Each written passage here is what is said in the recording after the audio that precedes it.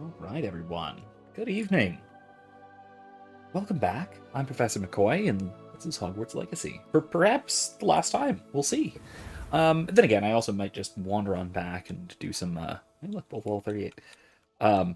Might wander on back and just do some outside of the normal. Oh, hi, Monica. Good evening. Okay, see ya. You know what?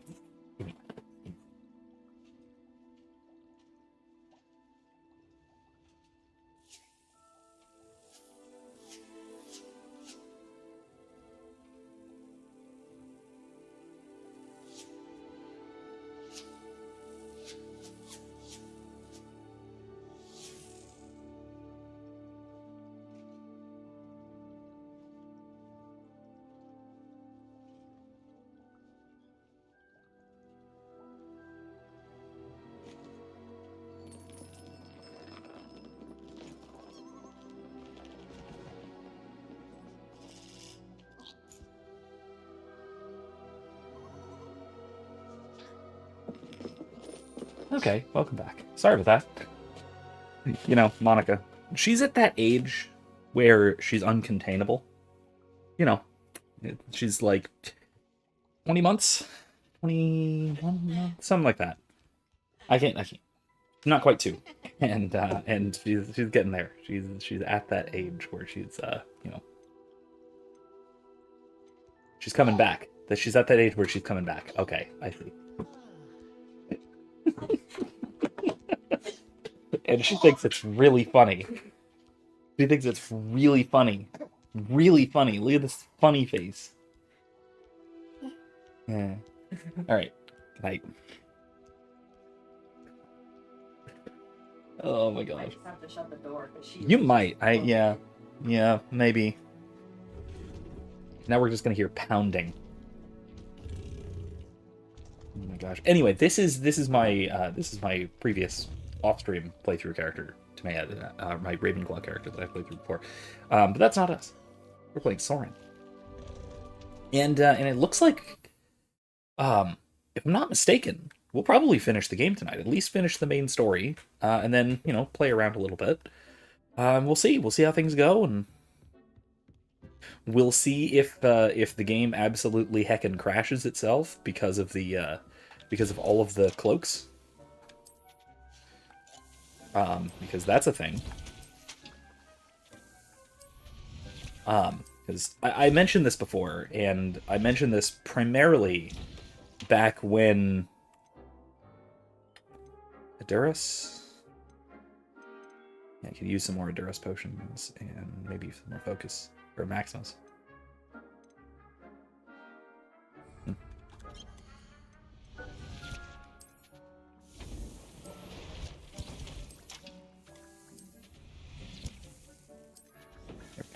I mentioned this way back when my computer was not beefy enough for this game, nearly. That my last time playing this game, it crashed for this at the moment. at the basically the ending sequence, because the ending sequence is the feast, right? And so there's a bunch of students, like the entire school's worth of students, and of course, those students are each rendered individually in the engine and have their own independent hair and robes physics. Every single one of them. And it just, like, I think my computer shut off. It was the first time that it was either a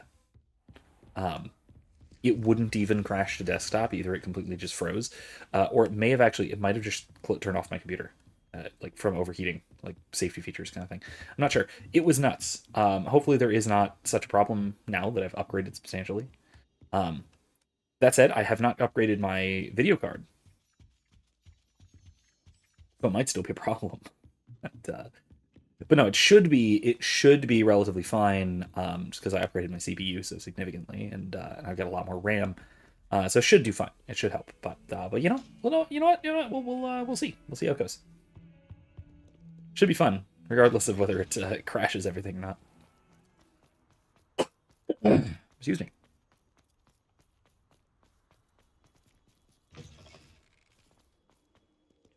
Yeah, the main quest is, if I'm not mistaken, the only quest we have left. Oh, okay, no. There's a couple of those treasure hunting quests, and presumably I missed one or two somewhere out in the Highlands, but we're pretty much, I think we're pretty much done. There might be a little bit more of the main story that is not just like, we go to the map room now and then we just boss rush it, but we'll see. I'm trying to remember. It's been a little while, so I don't remember exactly what happens when. I know there's the nice tickleable dragon.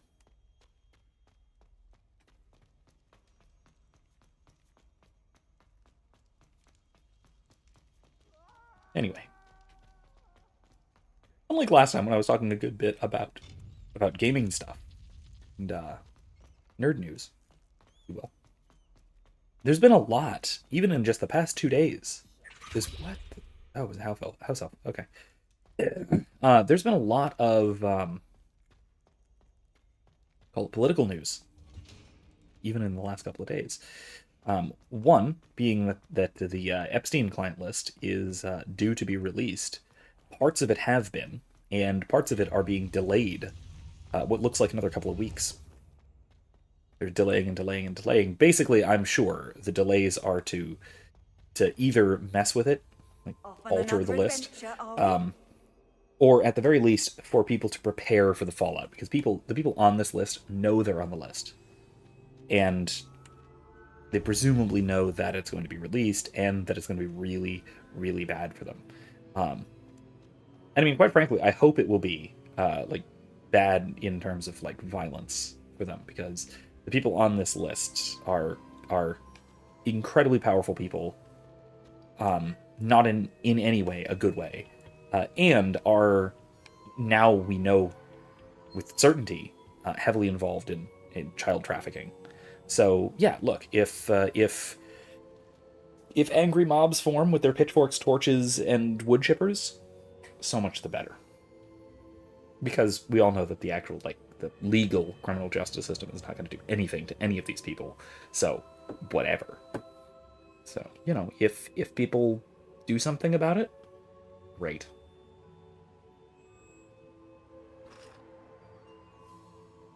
Anyway. But yeah, that's coming. That's a coming. Maybe. They might just not. Victor Rookwood is dead. Still possible. He confronted me as I left Ollivander's with the Keeper's wand. I had to defend myself. Godric's heart. Are you all right? I know you're well able to defend yourself. I've seen it often enough. But Rookwood himself... Mm-hmm. I evaporated him. He destroyed so many lives and he wouldn't have stopped. Oh, you came in at a weird time. No, I'm talking about the Epstein list. So, You're I mean, right. I guess. He wouldn't have stopped. Hey, class. You did what you had to do. With Harlow in custody and Rookwood gone, the wizarding community owes you a great debt. Thank you for saying so, Professor. I'm ready for what's next. All right, then. The Keepers have been waiting. By the way, Klaus, I have good news and bad news for you in particular, and for anybody else interested. My usury video have is completed all of our trials, and you undergoing have done some so under changes, circumstances let's say. even In I going did through not some foresee. research, You understand now I found a why couple of all rabbit holes, this was and necessary. The portkey, what I'm thinking the about vault, doing the locket, the book, is, instead the trial, of just pooping to out a ensure video, which I can do, that one with the ability you and I share would what make I'm the thinking of same doing is actually choice making that is actually writing and Eve, publishing a paper on the Charles, subject, because there and isn't I much did. on the subject, Now and by that you much I have mean witnessed anything that I'm my able to find memory, on the subject you directly. understand all So that is at stake. I may actually Not come in and I everyone may actually publish is what something they and then maybe do see. a video summary kind of thing. As you know, So that'll take light does time, not exist unfortunately, without shadow, but it's nor some of shadow my without proper light. scholarly work that I might actually Simply want to do. because you can So. eliminate darkness does not always mean that you should. Even the most well-meaning and competent amongst us cannot possibly know the consequences of The manipulating. trouble what is going to be should finding someone to publish it, beyond our reach. honestly, just What because lies in the it's repository so must weirdly never niche, and be it's not released. just niche. Resist the It's like temptation two to separate destroy niches. or control it. right? The magic Because that you there's have so the legal carefully theory honed stuff on the one must now hand, be used and then there's only the to protect the scholastic, secret we the keep. deeply Catholic You scholasticism have the stuff on wand. the other hand, and You will know those two when tend not to go wield it. together. But We we'll leave see. our legacy in your hands. Yeah, it may take time because I got a bunch of other stuff on my plate. Obviously, this semester is about to start, but and so I'm not prioritizing my own scholarship lately. But Astonishing. neat. That must be the way to the repository. I'm disappointed that it's not the map down there. It's not the 3D map. But oh well, it's fine. This is it. This is the final. This is the finale, isn't it? Oh boy. All right. Yeah, I'll keep you guys posted We as can only as hope things that we're develop, not if too things late, develop, and how that things we find develop. nothing but a repository undisturbed beyond this door. Oh, that is a marker for where the thing was. That didn't go away.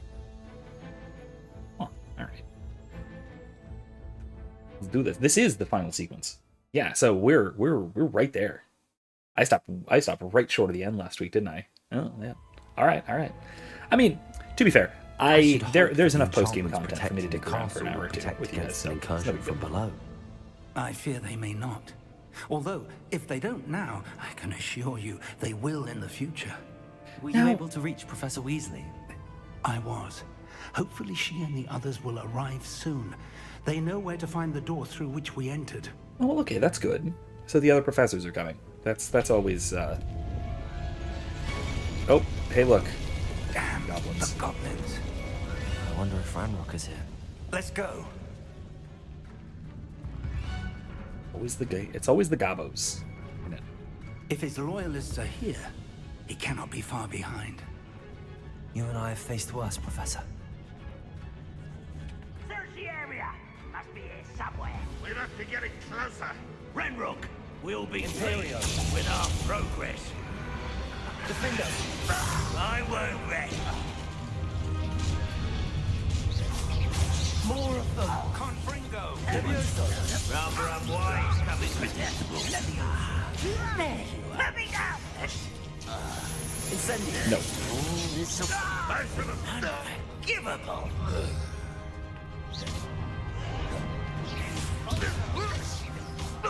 Defender! We need to press on. Ranrock must be here somewhere. This drill stands between us and him. We need to move it. I shall handle it. One moment. You will? Let's go. Whoa! You know, I love those moments where grown-up wizards show that they are actually competent. It's rare in these games. It's rare in the Harry Potter universe in general, but it does show up. Another troll. Where are the professors? Hey there. You're gonna help me. I can only hope they arrive No. soon. Fat. You're no match for us. What do you do now? Those trolls ought to make quick work of them. Defender! You can't stop us. Incendio! Renrock already supreme. Expulse them. No! Whew, that was perfectly timed. A dead end. Now what? Bogies. Can you just like blast a hole in the wall, like with the drill, or what? Oh, never mind. There's a thing right there. There's a mirror right there. I got it. Yeah, you know what? Yes, Klaus says maybe this paper will encourage Catholic scholars to start taking economics seriously. Well, wouldn't that Professor, be wonderful? That wall! That's the way forward! Can I? Very perceptive, Can I loop it? my Yeah, there we go. young friend. It worked. Let's go. I did not actually cast a spell at it. I Ranrock think I was must be supposed getting to. closer to finding the repository. I fear you're right, Yeah, I will Professor. say that is a serious problem nothing we that can the do Catholics, to keep particularly more traditionally minded Catholics, those who would take the idea of usury seriously, are not prone to taking economics More seriously. goblins up ahead. Enjoy suffering. And so they're not exactly Arresto momentum. Leviosa. I won't rest. Bombard. Leviosa. Confringo. Oh, that was definitely the wrong one. Confringo. Rather Take all of Accio. Defender. you two. Escape. I will. These tunnels haven't brought us much luck so far. Yeah, it is quite a shame. My gear slots are full? Okay. It doesn't really matter right now. But I'm gonna get rid of my green things. Uncommon. By which I mean common. Or well appointed.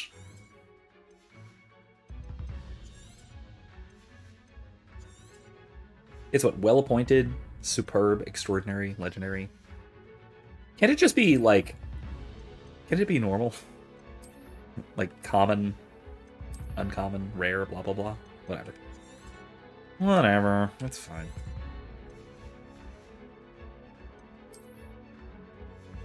Says, speaking of... What was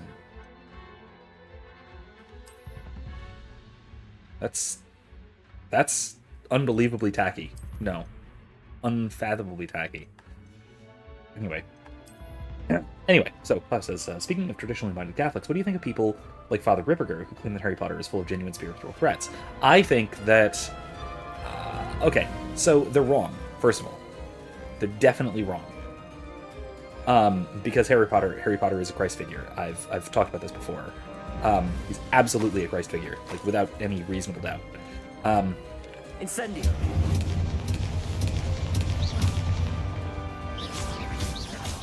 That was weird that didn't work. Okay, it did work. It just didn't look like it worked. Yeah, so Harry Potter is a Christ figure, first of all. So write that down. Second of all, We're getting closer, Professor. That way. he is either horribly misinformed or outright dishonest. Because a lot of the arguments that he puts forward are simply wrong. The one he likes to talk about is the woman who burned her house down in Spain because she was trying to cast the spell for fire. Which, what that actually means was, she was trying to brew a potion, by which I mean mixing, like, high-grade alcohol in with a bunch of other, like, nonsense ingredients over an open flame, and her house caught fire while she was, like, absolutely blasted drunk. That's what that means. The goblins have somehow And how, like, oh, well, the demons name themselves. They use real demon names in the series. And we know that because demons name themselves in exorcisms. And I'm just like, yeah. Because all of the names are Latin derived and demons speak Latin. That's it, dude. Like chill, okay? Please chill.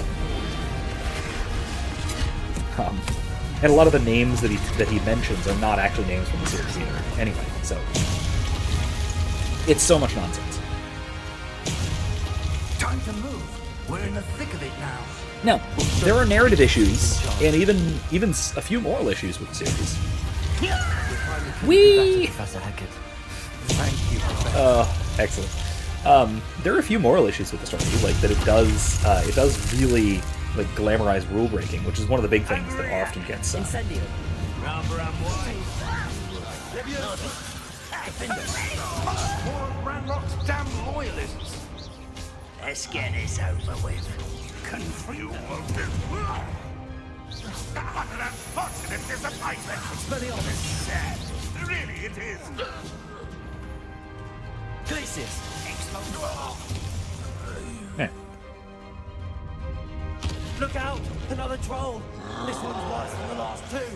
Stop him! How do you know that? Crucial. How nice of you to stop by.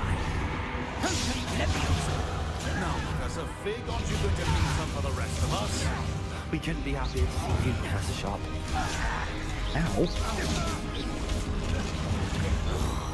A bloody Gaddafi!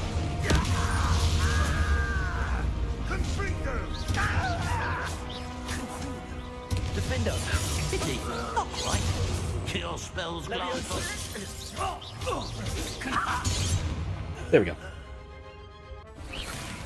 Yeah, there's a you know, a minor issue or two. The sort of ethics displayed in the series in terms of what actually gets, you know, celebrated, but yeah, most of it's good. Yes, my character is using all 3 of the unforgivable curses like they're nothing, so I'm sure it's fine. All of these Hogwarts professors aren't really gonna. They're not gonna tell on me or anything. I'm sure it'll be fine. Thanks, Professor Yoda. That's our way forward.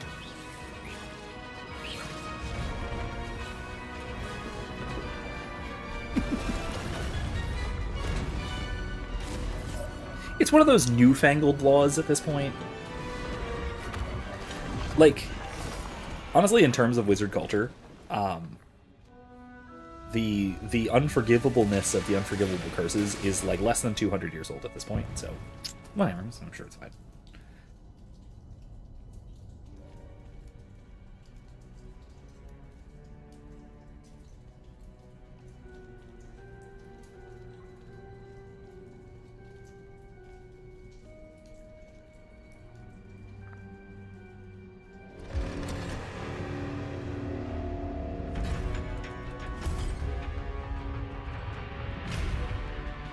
Hi, Mike. Welcome. Good evening. The wand! Quickly! Ah, the special wand.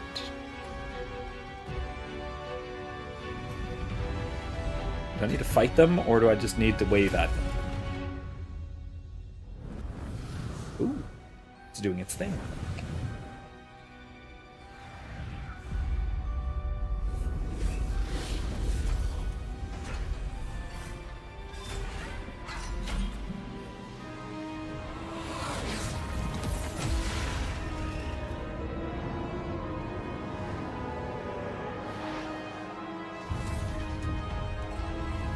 And there we go.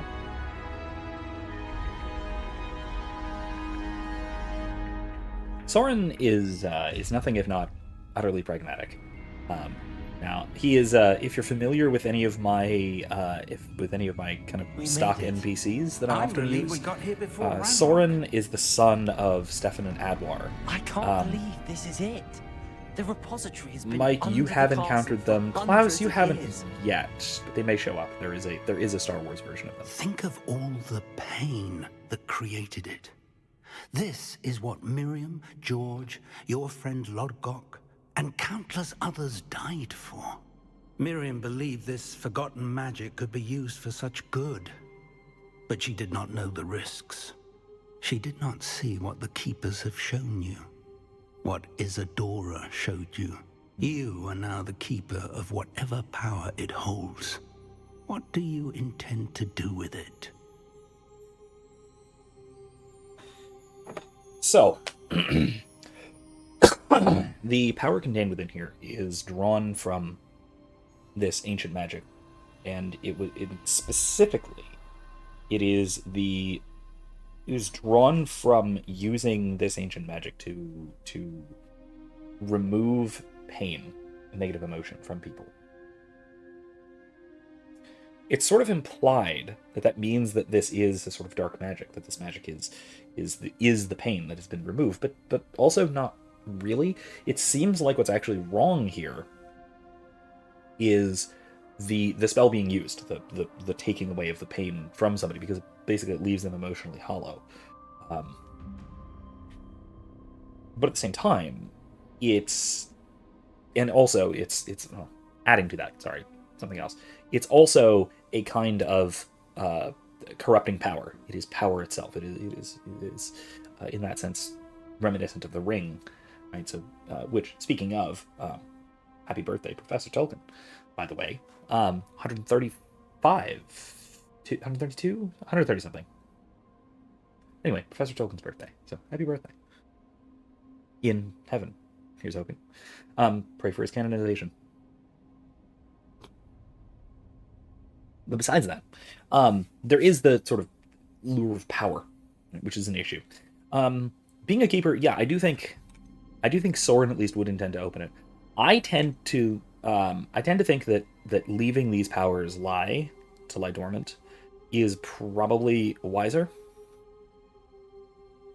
However, that also, so even just from a sort of more objective ethical standpoint, or even a pragmatic standpoint, opening it, presumably even using it, may be the more wise thing to do in general anyway. If only if you are going to use this power for neutral purposes, to use it up, right? Rather than to leave it there for someone to find and misuse, whether that's someone like Ranrock or anybody else, like Isadora. Oh yeah, Michael said I thought I vaguely recognized the name as soon as I mentioned them. Yeah, they were the ones. They were the elves from the spa, if you recall. I had another plan or two for them to show up at some point if you went up northways towards the forest, but you guys didn't wind up heading that way. So, I mean, you did. You didn't go deep in enough to get to where they were. So if you'd have gone farther back, farther beyond where you did the unicorn thing, they're up that direction towards like Silvery Moon. So yeah, I think Soren being relatively practical would absolutely. I have decided to open the repository. Obviously, they're not elves Its in this power setting. cannot lie dormant for centuries more. After everything you've seen, what about Isadora's fate?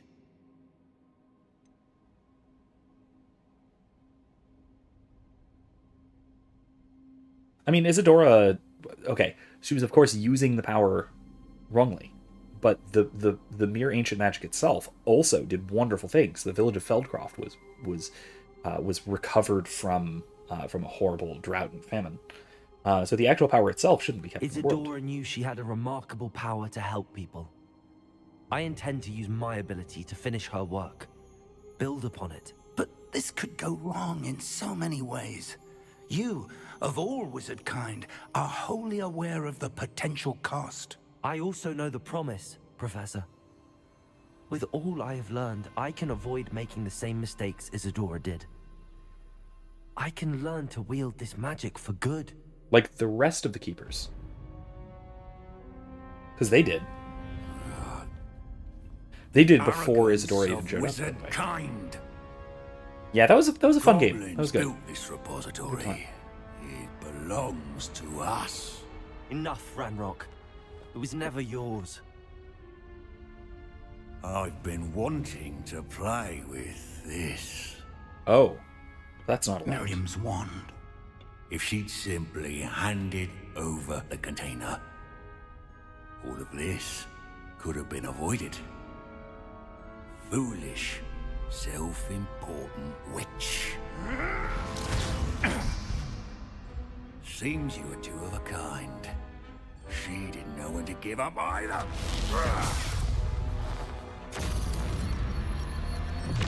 You did that on purpose.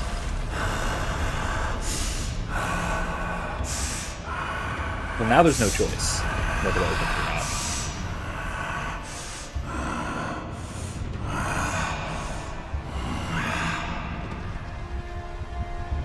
Yeah, right now I'm actually down to just two tabletops. I've been playing in one and playing in the Curse of Strahd one that Eric is running, and I'm running my Star Wars one. So for the moment, I'm at 2, which I can manage. I can manage that, right?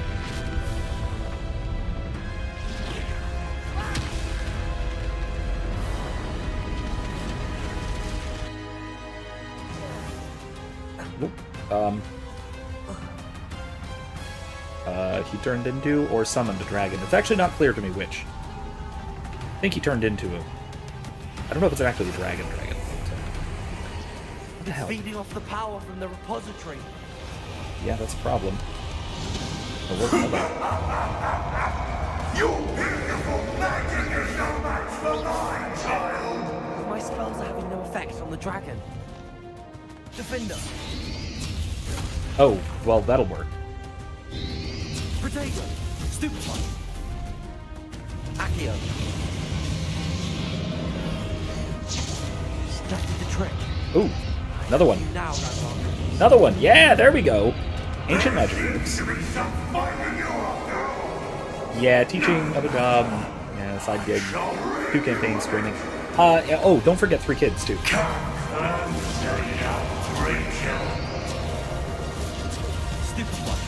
Yeah, don't forget 3 kids, too. That's also there. You can't stop me. Being a parent of young children and also having been a graduate student, sleeping is a low priority, you know? Protego, stupefy, Accio. 2 sources of power. Oh, ouchies. Defender. Ha! Don't like that very much, do you?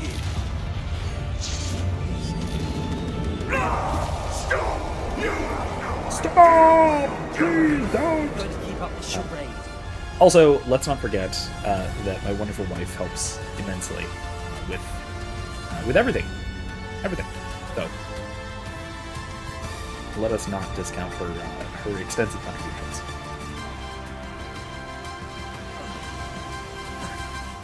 You can't run You know, forever. sliding down a rock face like that is that doesn't sound fun. Oh jeez. Protego, stupefy, Levioso. Oh come on.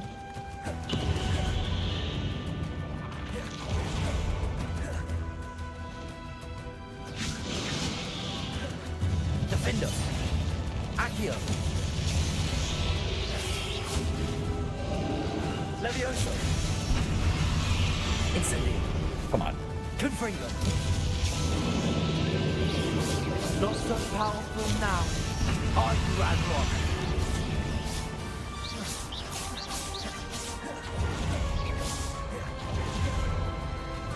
There we go.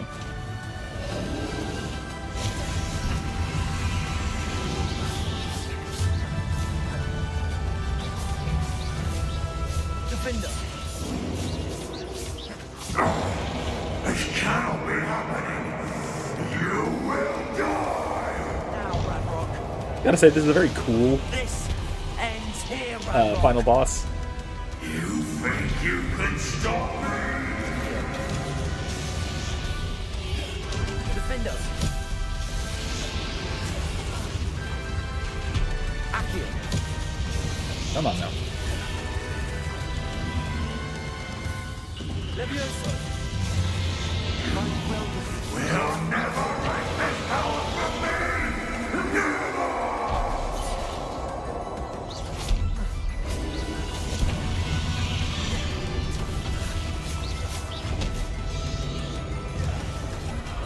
Okay.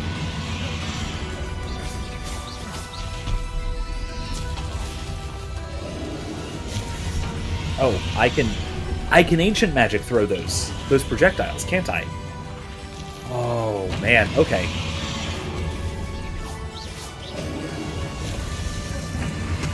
Not quick enough at it.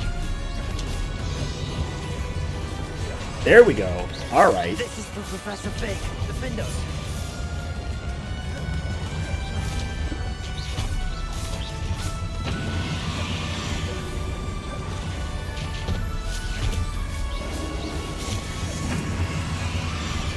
Protego. Damn it.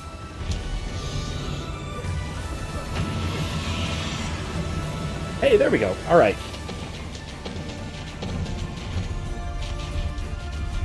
By the way, I've played almost no Minecraft, and I've certainly not killed a dragon. So I don't know exactly what you mean by that. Levioso.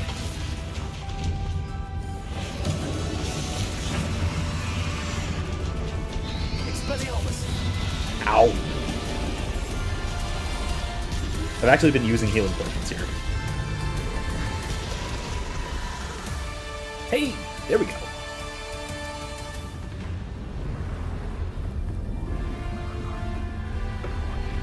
I just saw the iron tailbone charm. That's... Ow. I mean, yeah, you might need that. There's a potion for that. Series of pillars around him, topped with glowing balls you have to shoot to hit. Oh, okay. Okay, cool. Yeah. That makes sense. Well, that's ominous.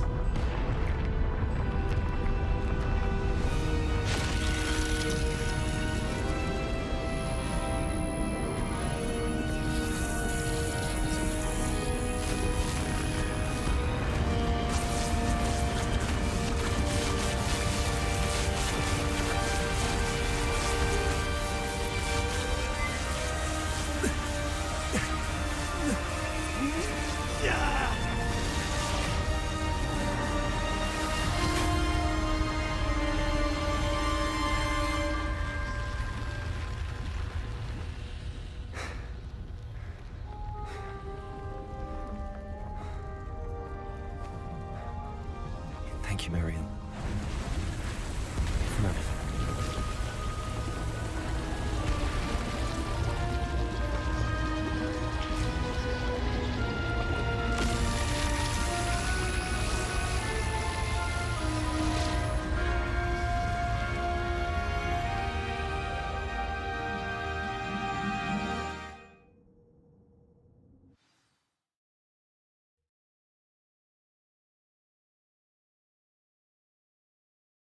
Aside from a little ominousness, I'm sure that's fine.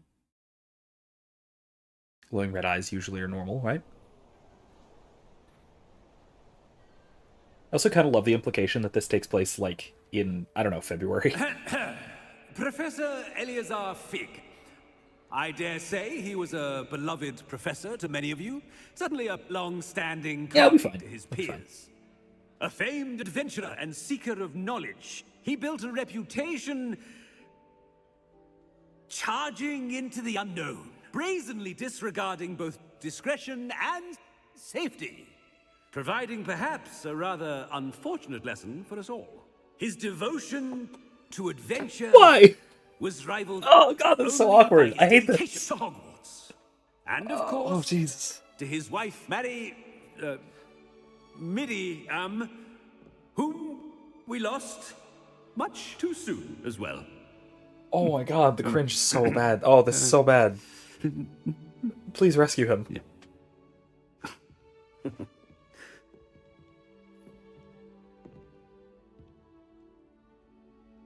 Professor Fig represented the best of all of us.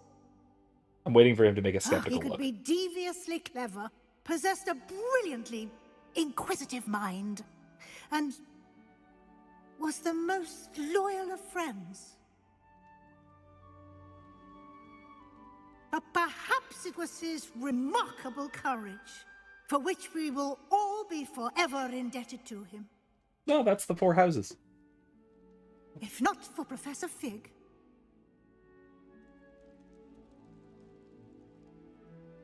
well, I can say with confidence that if not for him, many of us, let alone Hogwarts, would not be here today. Those that knew him best will agree that we must now honor him as only Hogwarts can, by wisely, resourcefully, justly, and bravely facing all that lies ahead. That's the Four Houses again. See, she's good at this. To Professor Fig! Here we go.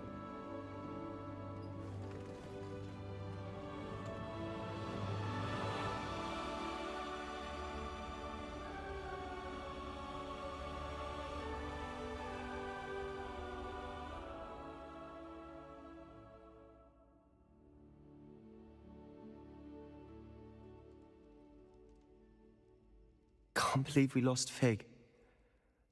I You're didn't still know him here, as at well least. as you did, but I know he was a good man. Glad Weasley spoke for him. She honored him well. Fig will be well remembered. I wish the same could have been done for my uncle.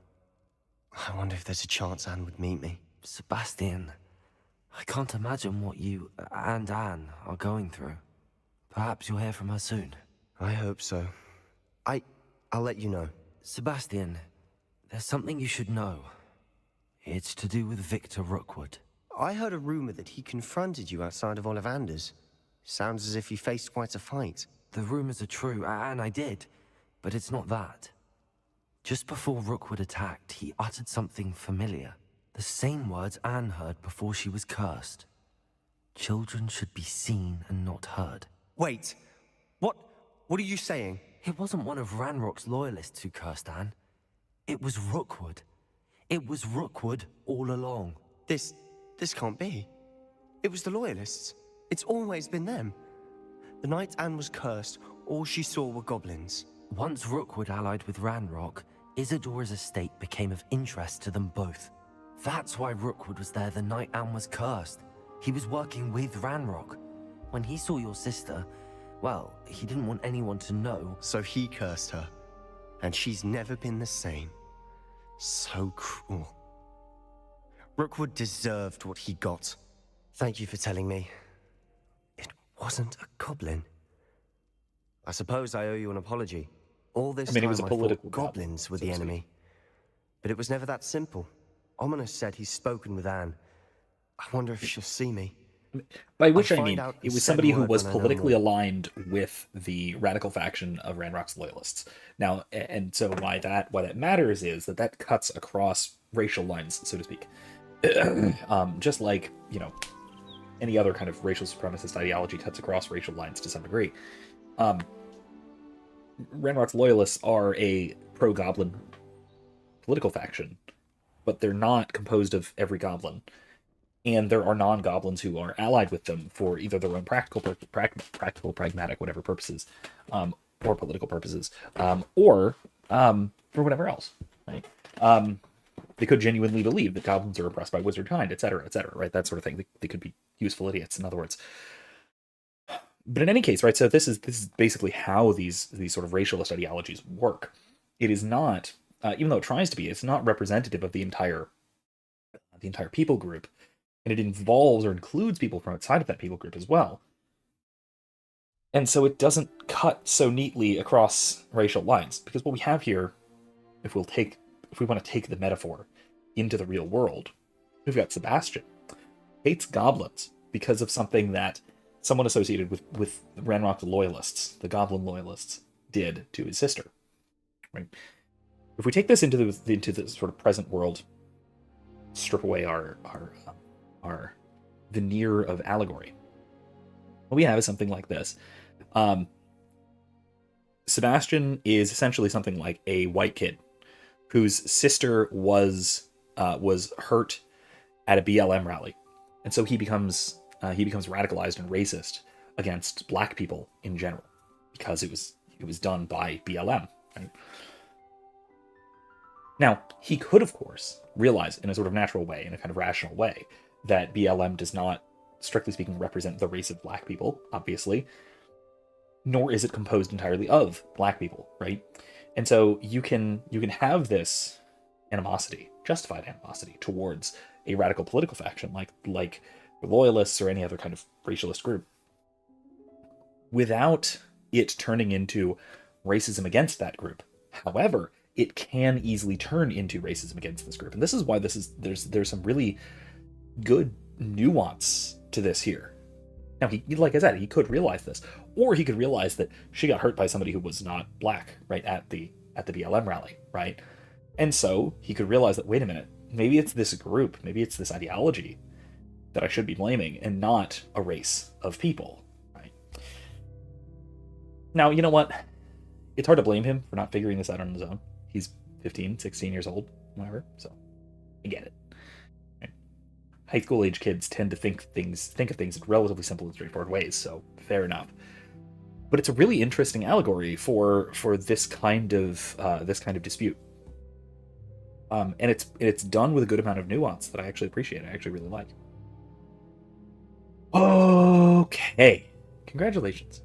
You've completed the story of Hogwarts Legacy in under an hour, and reached the end of our school year. With your OWL exams fast approaching, now is the time to review your field guide progress, explore the world, finish any remaining relationship storylines and side quests, and complete your field guide as you see fit. Continue.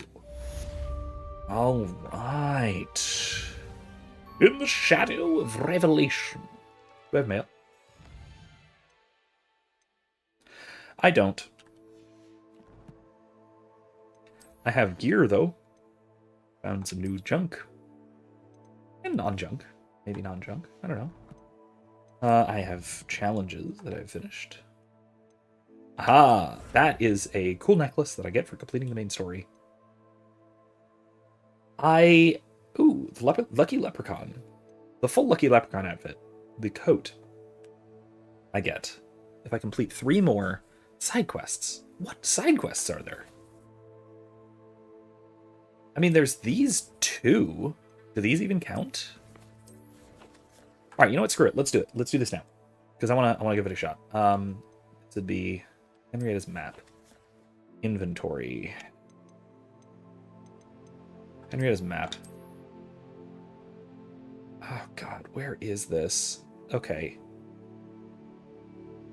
Okay, in there. Using Incendio and Glacius, or Confringo and Glacius, whichever. Okay, I know where this is. I can go there.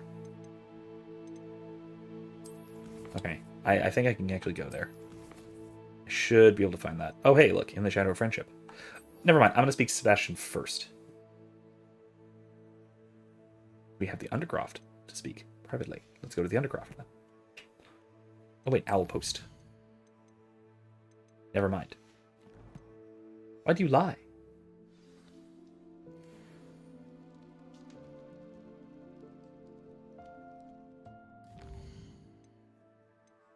Aha, there we go. Sebastian. I thought about what you told me in the Great Hall. I'd like to speak with you. Meet me in the Undercroft as soon as you can. Sebastian. All right then. Let's. I don't know. I'm going to see if I can 100% this thing tonight. I doubt it. I really doubt it. We're only at 90. We're only at 90. That means there's a bunch of extra wacky collection type stuff that... Actually, you know what? Let me check. Let me check what there is to 100%. Okay, combat. What do I need to do combat-wise? Oh, geez. 5 more infamous foes. 2 spiders. 3 more trolls. 4 more mongrels. And a bunch of dueling feats. 5 more dueling feats. It's kind of a lot. That's a lot of stuff. Like I said, side quests. Oh boy, a lot more exploration to do. Landing platforms, 7 more landing platforms. Jesus. 2 more balloons, which I don't actually know where to find. That's actually going to be handy. More ancient magic hotspots. That's a very cool cloak. Astronomy tables. 1 more Hogwarts secret with fashionable dress robes. Man, kind of like that. I don't know where they are, but let's find out. Let's see. Field guide pages. More Highlands field guide pages. And then 30 beasts. I don't think I'm on 100%. I might come back and do it. Maybe some other time. We'll see. Anyway, let's move along, shall we? I don't know where the missing Hogwarts secret is. I thought I'd explored the castle pretty thoroughly. And there's nothing I remember from last playthrough. I'm pretty sure I'm at a higher percent than I was last time. Currently. I think I finished the game last time with like a low 80s percent completion. Ever played Ready or Not? I don't think so. Good evening. Puff Puff. I don't think I've ever played Ready or Not. What the heck was that? What was that? A little loading swirl. That's weird. Oh well. Wait for me. You can go to where the Chamber of Secrets is. You can go to the entrance. Shoot, where is it?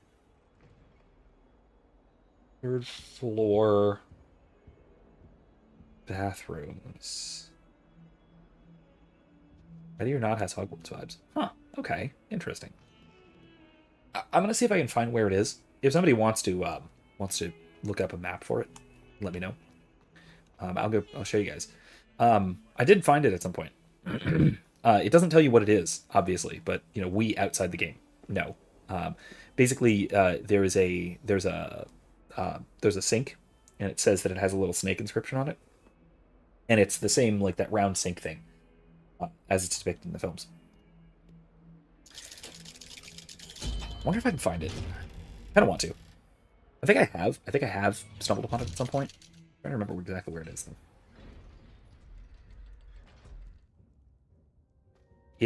It might actually be. Hold on. It might be in the field guide. Which, how do I access the field guide? The pages. Can I? Enemies, tools, traits, one handles, conjurations, appearances, Revelio pages. Here we go, Revelio pages. Let me see. Hog's Head. Ah, Hogwarts. Okay.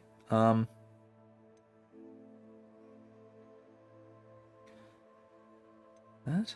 What's that? Oh, the well. Okay, no. Hard to exactly see these. I'm going to get a good look at what these are.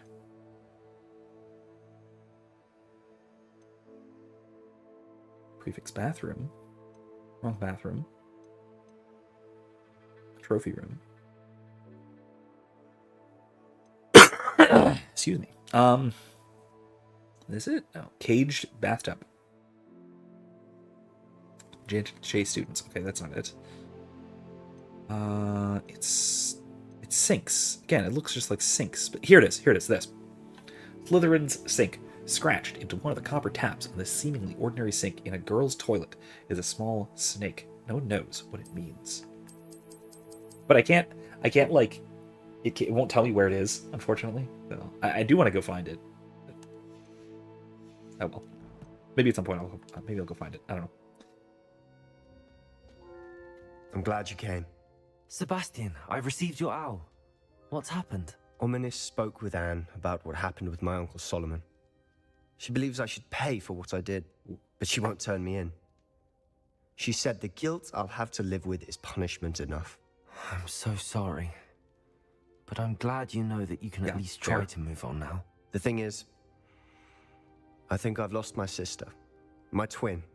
Forever. Oh, you're twins. She thought she was younger. refuses to even see me. I can't blame her. I couldn't really blame any of you if you gave up on me entirely. You all believed in me, and I let you all down. Yeah. I mean, and that's the thing. I talked about this last time, too. Actually, honestly, the last two streams I've talked about theory of punishment kind of stuff. That turning him in would not necessarily help anyone. Not even him. Because like she said, the guilt is probably sufficient. Anne may just need some time. You know? Surely one day she'll be able to forgive you. I hope you're right. I realize I can't undo what's been done, but I can try every day to make up for it. I owe you and Ominis everything for standing by me. Well, it wasn't easy. But I believe in you, Sebastian. I've had a sense about you since that first day in Defense Against the Dark Arts. Seems so long ago. Thank you. I have no idea what's to come, but I'm grateful for your friendship. He looks very cowed with how hunched he's being and all that. I'm glad you came to Hogwarts.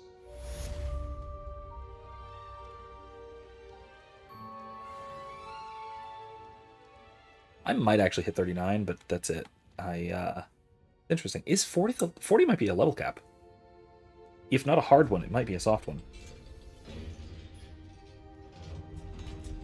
Just with, exponential XP growth kind of thing, All right. Let's...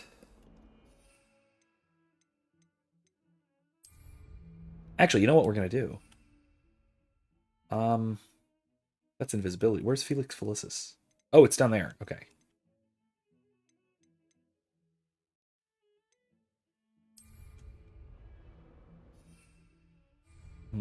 I can make more Felix Felicis, so I can just use it. I don't know how long it lasts, but here we go.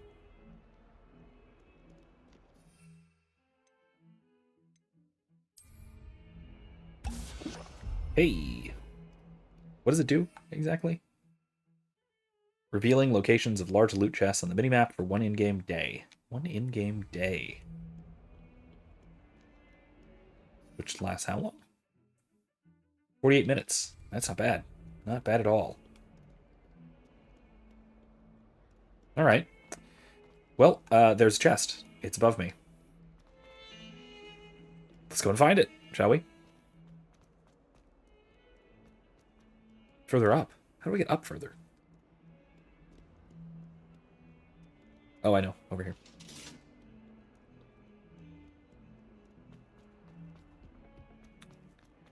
Uh-huh. Uh-huh. Uh-huh. I've always said that travel broadens the mind. In the bathroom. Oh. Defender. Whoops. Didn't mean to do that. Whoop.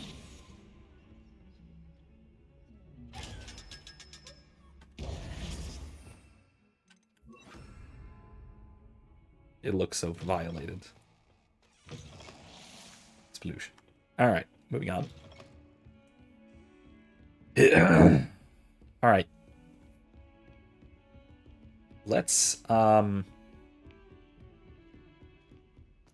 fly southwards a little ways, and then we'll fast travel.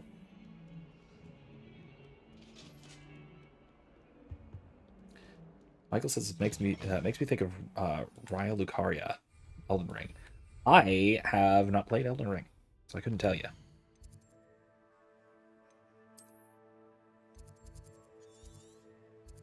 What about it? Because like I said, I'm not familiar. Wait. Henrietta's Hideaway, right? Gotta be down there.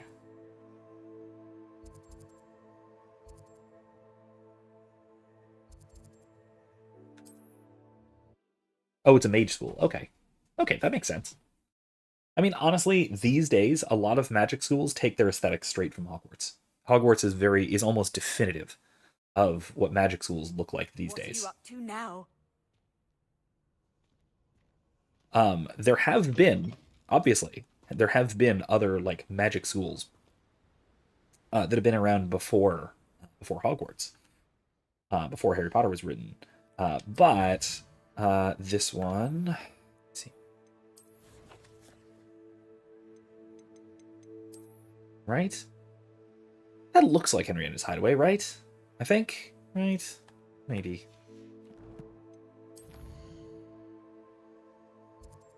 Yeah, that looks like this, right? Am I crazy? I might be crazy. Yeah. Where else could it be, though?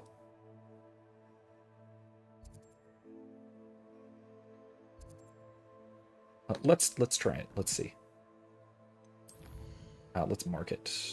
Give ourselves a waypoint. Okay. Yeah, even trying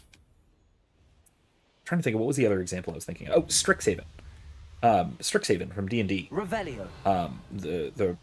Well, I mean, not originally from D&D. Originally from what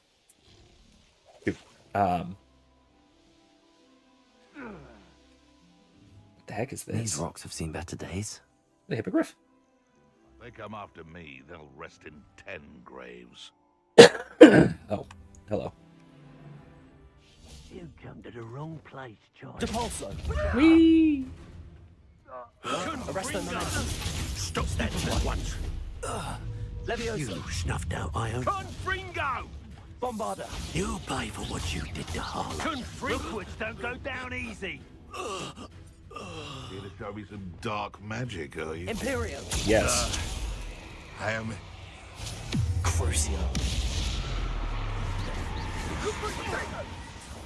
You and those cursed sentinels.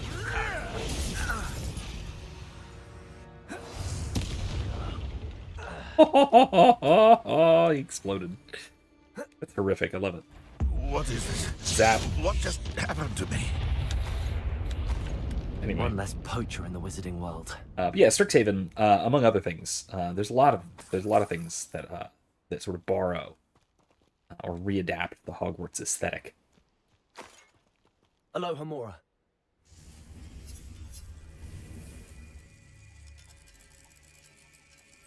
There you go.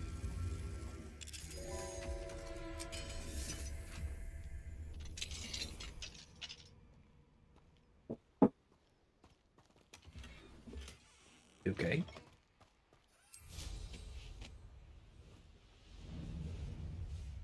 And I'll add, not usually in a bad way either. They do decently well, and a lot of them are doing it respectfully, because what they're doing, or what they're trying to do, is trying to sort of evoke magic school in the reader or the player's mind. And the easiest way of doing that is to sort of replicate what's already familiar, right? And Hogwarts is familiar to a whole generation, like very, very familiar to a whole generation. So, I mean, Revelio. why would you not? None of us are intimidated by your rash decisions. Levioso! The one where you ended up with an actual rat. Levioso! Incendio.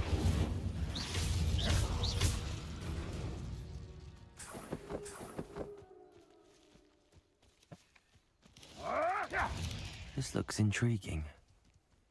What does?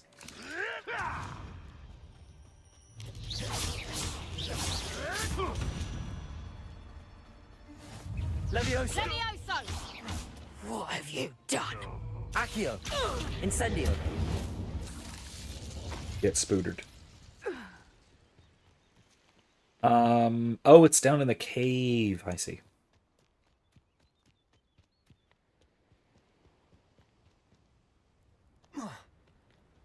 The cave entrance is here? There. Wait, what? What? Is this it? That looks like it, but there's no entrance. What the heck? Maybe I have to kill the troll first. I assume that's not it, but I guess I will anyway. There is a troll, so... Defendo. Protego. Stupefy.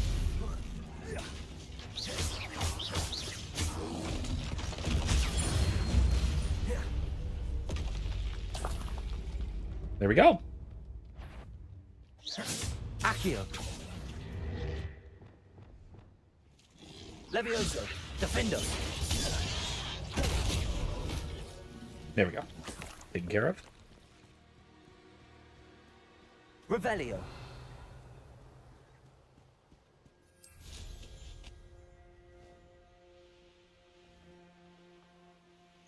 Who lived here, I wonder? What's this? Levioso. You may have Incendio. You may be more skilled. Those snidgets were rightfully ours, and you knew it. Boom. Who's there? Accio. Incendio. Novice. Supermark. You disappoint me! Reducto! Levioso. Potato! Defendo. Your mistress! I'm embarrassed for you! Accio. Incendio. Wait till Sebastian hears about this. An Ashwinder. And Ashwinder. He's killed like 6 of them. What are you talking about? This has got to be it, right? Likely this astronomy table will be best used when it's dark. I already did that. Yeah, it's got to be down here. Certainly looks to be the place. I will say, despite the obvious nostalgia of Hogwarts, and the fact that there's almost certainly going to be a sequel to this game of the same character just in the next year, in his 6th year, almost like I bet fair money Wingardium Leviosa. that the next game is just going to be, either your character continued, or basically you can just recreate your character or whatever. Should have expected company. Wait. From my treasure map. Yes, it is. Expulsion! Nearby again. Stupefy. You will pay for your deed! Protego. I know what I'll Incendio. for what you. Look what Accio. Tiger! Leviosa. Stupefy! Who did I just stupefy? Accio. Incendio. Anyway. Okay, so I have to look at the treasure map and I have to see which ones I have to light. That's the deal. Okay. Uh, let's see.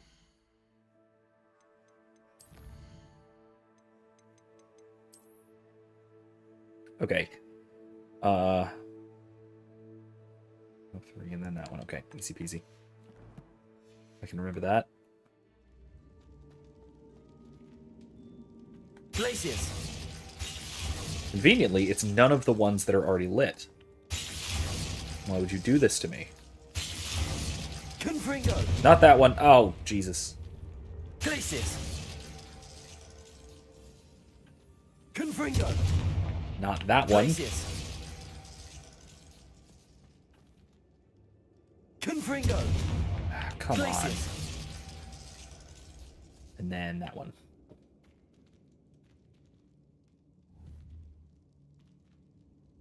Confringo. Perfect. Let's see what we've got. Can I repair this?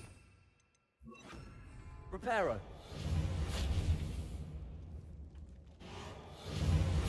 No, I can't. It's destroyed forever. Somehow. Whereas nothing else has ever been destroyed forever. This is. Okay, what did that do? This way? No, I've already been this way. Revelio.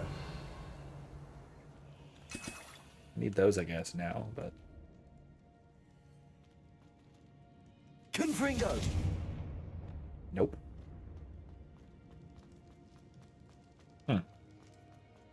Okay. Accio. Whee! Incendio. Oh, interesting. Well, that's still going, so, the trap wall is still going, so that can't be it. Maybe we go down. I don't know. This... It's relocked that, but there's nothing there. Revelio. That doesn't matter. Where? Where did it unlock? Once again, that's just a room full of inferi. There's nothing there. And that's a dead end. This didn't change anything.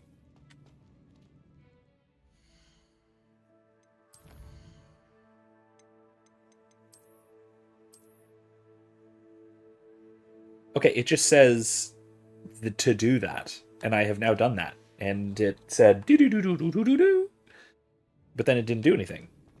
What's up? Oh, wow. Boy howdy, am I This dumb. must be what all the fuss was about. Whoops. Silly me. Alright, let's get out of here. That was silly of me.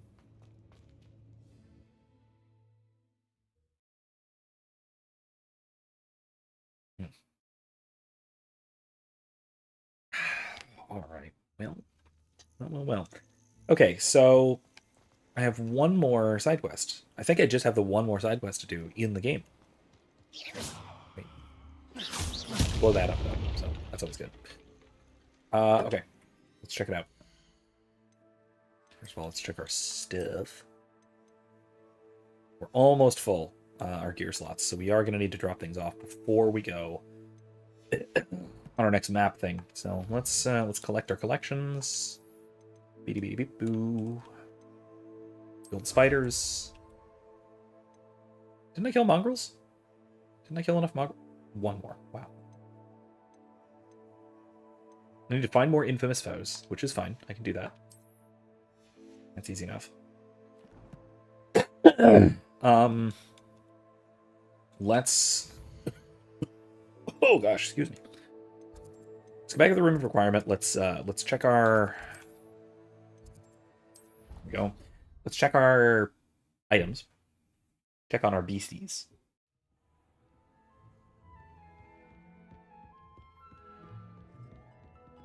This will be more useful when I What? have something to identify. What? Thought I had unidentified gear. But I had a bunch. Oh, maybe I don't. This is all identified. Oh, yeah. Okay. Well, silly me. Okay, well, let me see. Is there anything that is better than what I got that I need to upgrade to? I don't think so. I'm nearly max level as far as I can tell. That was only one better. It's not worth it. Not worth switching to. What this? No, way worse. This one? Nocturne Teal Ensemble. That looks very nice. 40 is the level cap. Okay, so there is a hard level cap. I mean, that makes sense. Just given how exponential the leveling gets, it does actually make a lot of sense. I'm going to make a couple more Felix Felicis while I'm here, since I have the stuff for it.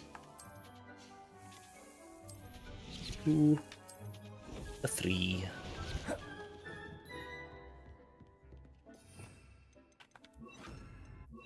Brushies and snackies. Let's go. Let's go check out all our critters. Oop. Hey there. Check out all our Pokemon.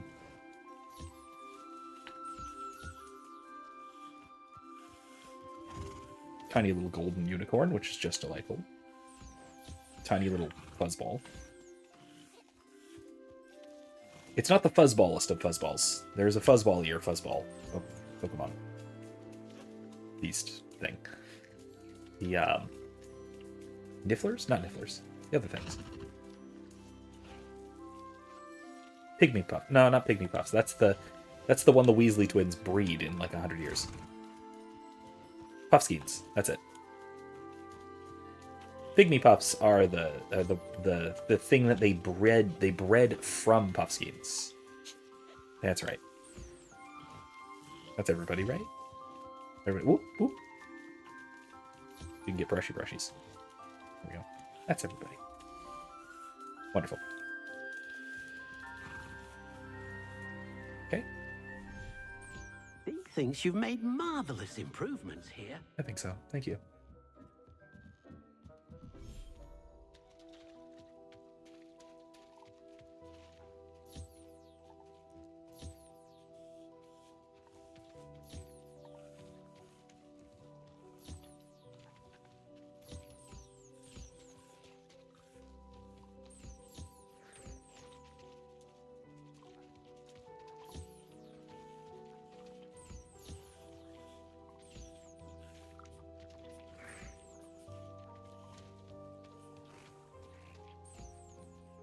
Man, that Festrel off in the distance is looking spooky.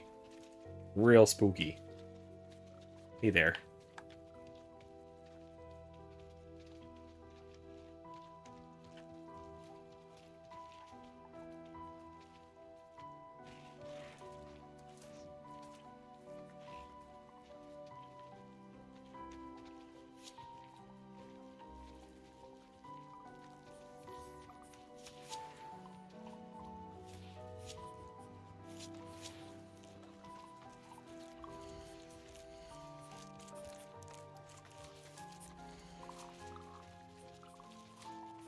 Oh, wrong thing. Again.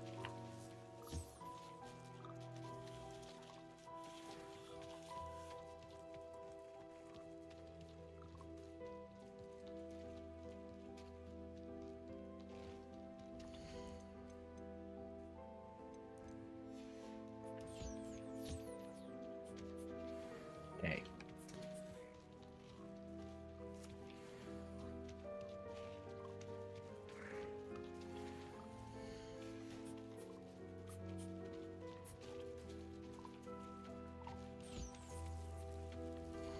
Anybody else? Oh. Where are you? Ah. Accio! Oops. I shouldn't have done that. I scared everyone. No, come back, little golden niffler. I want to pet you. There you go. No, you're fine. You're fine. I'm sorry. Alright, onward we go. So anyway, the other, I already talked a little bit about some of the news. Some of the news in the news lately. The Epstein client list, which, man, oh boy, is that going to be fun if it actually comes out. And like I said before, if the mobs of pitchforks and torches come out, hooray. I think that is overall a good response to that sort of thing. Nothing wrong with a little bit of mob justice. if the likelihood of legal justice is practically zero, which in the case of the Epstein list, it almost certainly is zero. If the people on the list have to be deathly afraid of leaving their homes for any reason, simply due to people being normal and having a normal reaction to their evil degeneracy, you know what? That's fine by me. That actually sounds like an overall good thing. Like a pretty good thing. But yeah. Anyway. Minor thing. But anyway, aside from that, there's been another big news story, which is that Claudia Gay, the now former president of Harvard, has resigned in disgrace. In part, okay, so there's two big reasons for this. One of them, everyone is treating as silly, and the other is actually very silly. Okay, so the two reasons why Claudia Gay has resigned in disgrace as president of Harvard, and I'm going to actually say something about this that's maybe a bit controversial. This is the tiny puffball, by the way. I think that the reason that everyone seems to think it's silly. Oops, I didn't need to do that. I'll look after you. Oops, my bad. I meant summon. I can give you brushies. There we go. Everybody seems to think that the plagiarism angle is rather silly here. And no.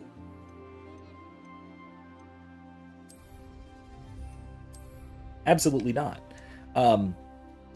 Because it's come out that approximately half of her published works, of her publications, have been extensively plagiarized. Like the kind of plagiarism that I would give students a 0 for the course and report them to the university for, that kind of thing. It's really bad. And it's really systematic. She is a serial plagiarist. So I have a big problem with that. Like, as an academic, there are certain things that I just have serious pet peeves about, and that is absolutely one of them, and it's perfectly justified. It's just nasty. And it's wildly unprofessional. Especially for somebody who is the president of a university. Like come on. Like, it's hard to take that seriously. Like, hard to take seriously the fact that she is a university administrator. Which, I mean, to be fair, I know plenty of university administrators, and they're not typically very scholarly or impressive people. So, the other thing people are upset about, which I think is actually rather silly, is the anti-Semitism thing. By which I mean allowing anti-Semitism on Harvard's campus. Basically, there's been a bunch of people for quite some time now, since the start of the Israeli-Palestinian conflict, or at least this round of it, I guess, who have been chanting things like from the river to the sea, Palestine will be free, yada yada yada, the usual stuff. But it has also included things as that you would only really expect from, like, Funny Mustache Man. It's not like a lot of what has been said can be interpreted as innocent. It really is quite nasty, and so it's not just. Let me put it this way: it's not just anti-Israel. A lot of it is outright anti-Semitic. And so that's quite nasty. However, she seems to be criticized. She seems to be being criticized, mostly by people on the right. Ironically, it's mostly because these are people on the right who are primarily very pro-Israel. She's being criticized for not censoring students on campus for expressing obviously heinous and in some cases even murderous views, genocidally murderous views. Which, I mean, okay, people shouldn't be saying that kind of stuff. Fine, that almost goes without saying. Doesn't go without saying, but it should just about go without saying. But at the same time, like, we're criticizing the president proud of all the potions you've of an Ivy League university for not censoring student speech enough. Like, really? Like, that's what we're doing now? That's what's going on? Because that's really silly. That's really, really silly. Because a lot of the stuff in the hearings, like, does calls for the extermination of the Jews, does that not constitute bullying in Harvard's student code of conduct? I'm just like, what the fuck is going on here? Because, I mean, yeah, sure, that's obviously wrong and shouldn't be said and definitely shouldn't be done. And people should probably face some kind of professional or academic consequences for saying things like that. But that does not mean, absolutely does not mean.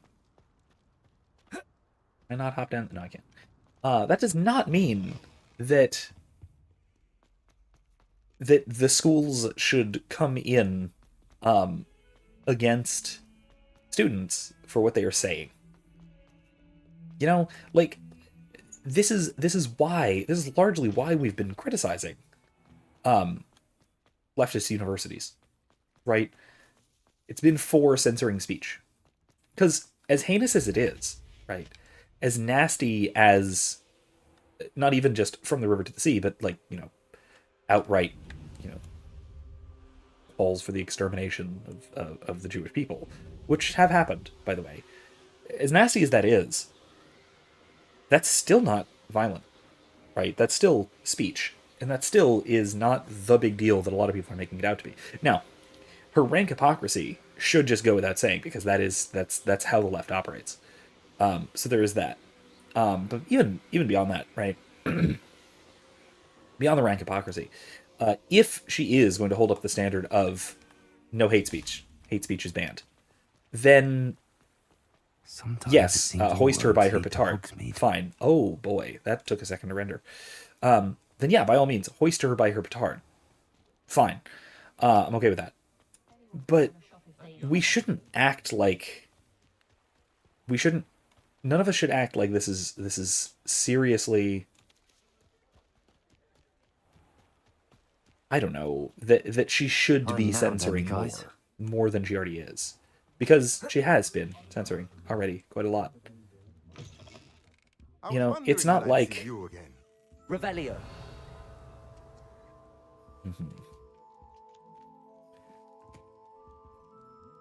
Aha! There it is.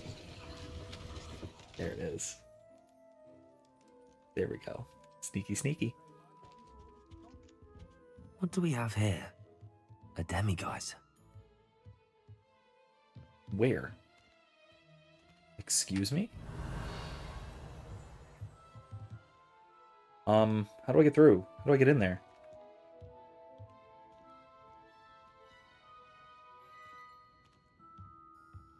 Revelio. Revelio is not helping me. That's weird. Oh, I can just go behind him. I see. Wow, that was...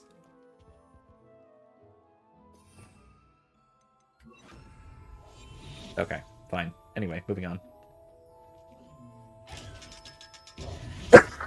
Anyway, I was saying. It's very silly of me. As I was saying, I think that this whole oh no, the president of Harvard was not censoring enough thing is just silly. You're back. That is about the opposite thing we should be criticizing her for. What are we looking for today? Now, we should be criticizing her for plagiarism, because that is a failure, a serious failure of an academic standard, which is what she's responsible for. She's responsible for academic standards. She is a scholar and should be held to scholarly standards first and foremost. And, well, no, secondarily. First, first and foremost, her responsibility is teaching, is the education of students, which she's failing that too. But setting that aside, but she's a scholar, right? She's supposed to be a scholar first and foremost. Now, caveat: university administrators are the least impressive scholars in the university system, without fail. University professors tend to fail upwards, which is bad news for me because I'm a good teacher. And I would not want to be any kind of administrator. Anything above department chair is essentially a way out of scholarship and into a cushy gig that has no demands. So, no, okay. Commanders, no. Huh? No. So if you are a scholar and you want to not be a scholar anymore, but you still want to have a very secure job where you do nothing in a university environment, the administration is right for you. Especially if you have a degree that is not particularly useful. That is not particularly, not necessarily not useful, a degree that is not particularly academically rigorous. Doctor of Business Administration is a surefire route into college administratorship. And it is it's one of the least scholarly degrees that you can find. So there you go. There's your bad career advice. And by that, I don't mean bad advice to get into a career. I mean advice to get into a bad career. Anyway. So there you go. Enjoy that. But yeah, it's one of those things where I'm not very surprised. I'm not honestly surprised that college president is credibly accused of systematic plagiarism. What I am surprised by is the fact that she actually managed to resign in disgrace because of it. That is the kind of thing that isn't typically, I should say, a big enough public scandal to bring sufficient public pressure on the university to lead to a real firing. I'm missing a chest. Should be right here, but okay, whatever. Must not be so important.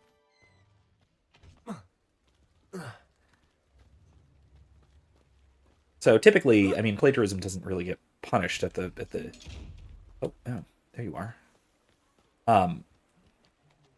Outside of pure scholarship, right? Plagiarism doesn't often doesn't get noticed, let alone punished.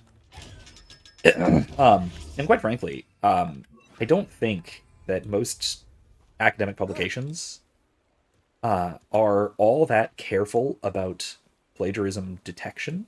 Not nearly as much as teachers, right? Teachers are really, really hardcore and really, really careful about plagiarism because undergraduate students especially are very likely going to plagiarize. And once you get past undergraduate, the habit has probably been beaten out of you pretty thoroughly. And so graduate students and above are far less likely to plagiarize, and so plagiarism detection takes a back seat.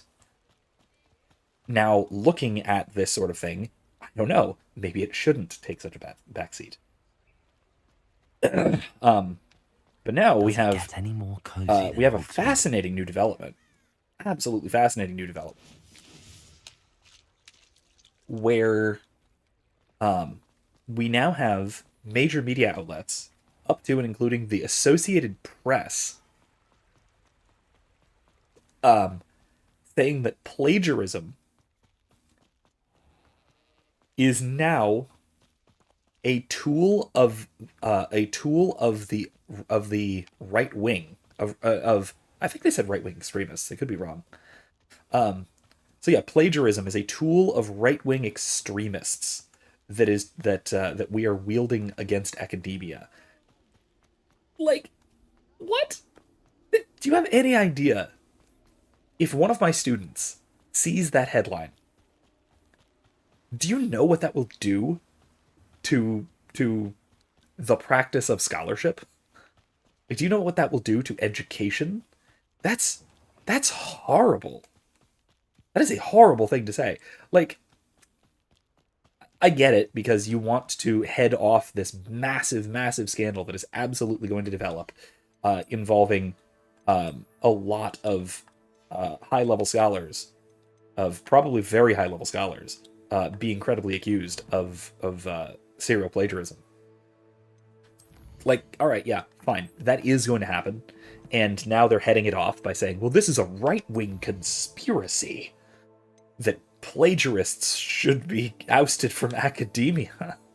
Like, what the hell, man? I think I know where that is. Levioso on the tree in the ruins. Okay, so... Alright, so there's a bridge with ruins. I think I know where this is. I think it's pretty nearby. Let me see if I can find it. I think it's that. I think it's this right down here. I think.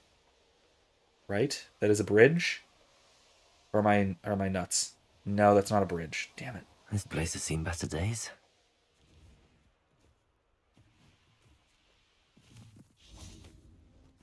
Levioso. No. Okay. Defendo.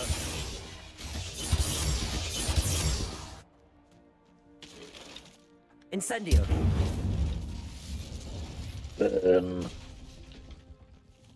Not right, though. This isn't a bridge. I thought this was a bridge. There's a bridge down there. It's not right.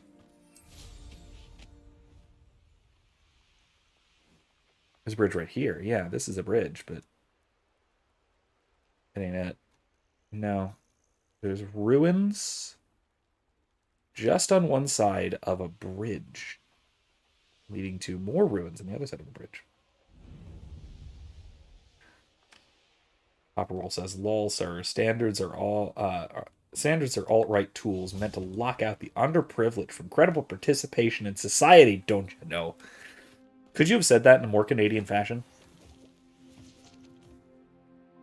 I mean, you probably could have, but anyway. Oh, geez, wrong. Where did I find this? I found this down here. This area. The well was down here. I'm going to start searching in that general area. How about that?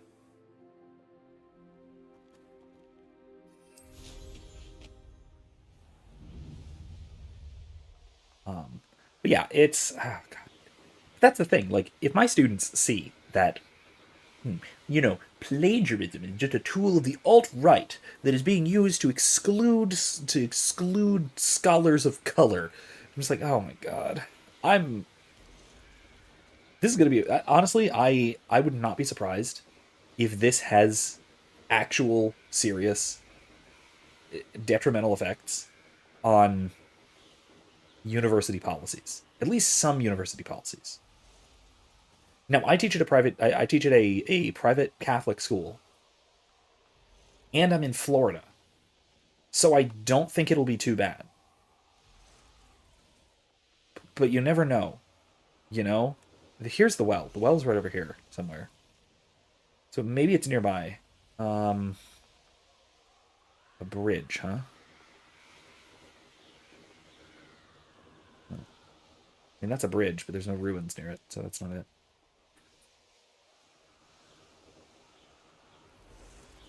I guess, like, my only way of doing this is to just fly around and hope for the best.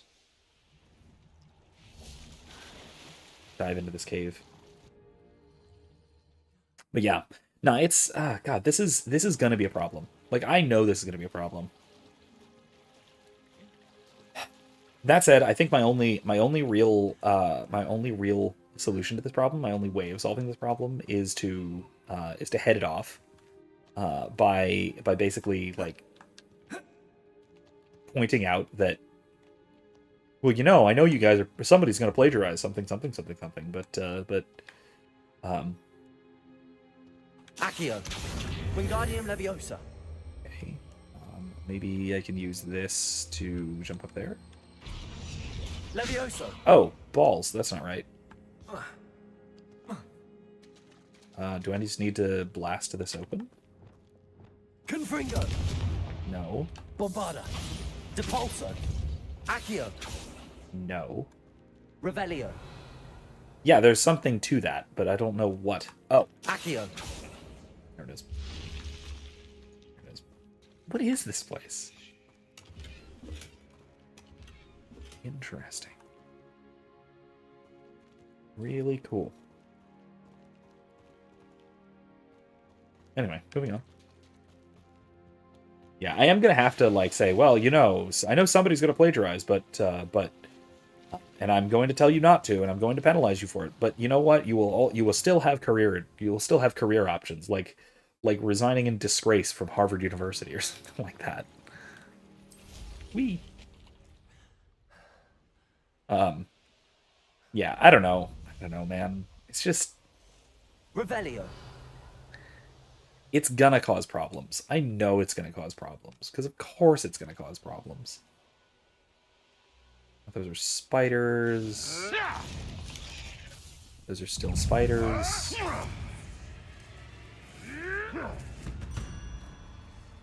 Don't want to deal with spiders. What I want to deal with are mongrels.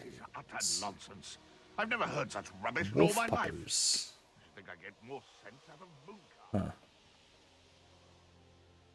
I don't know where that bridge would be. I'm gonna look at it again.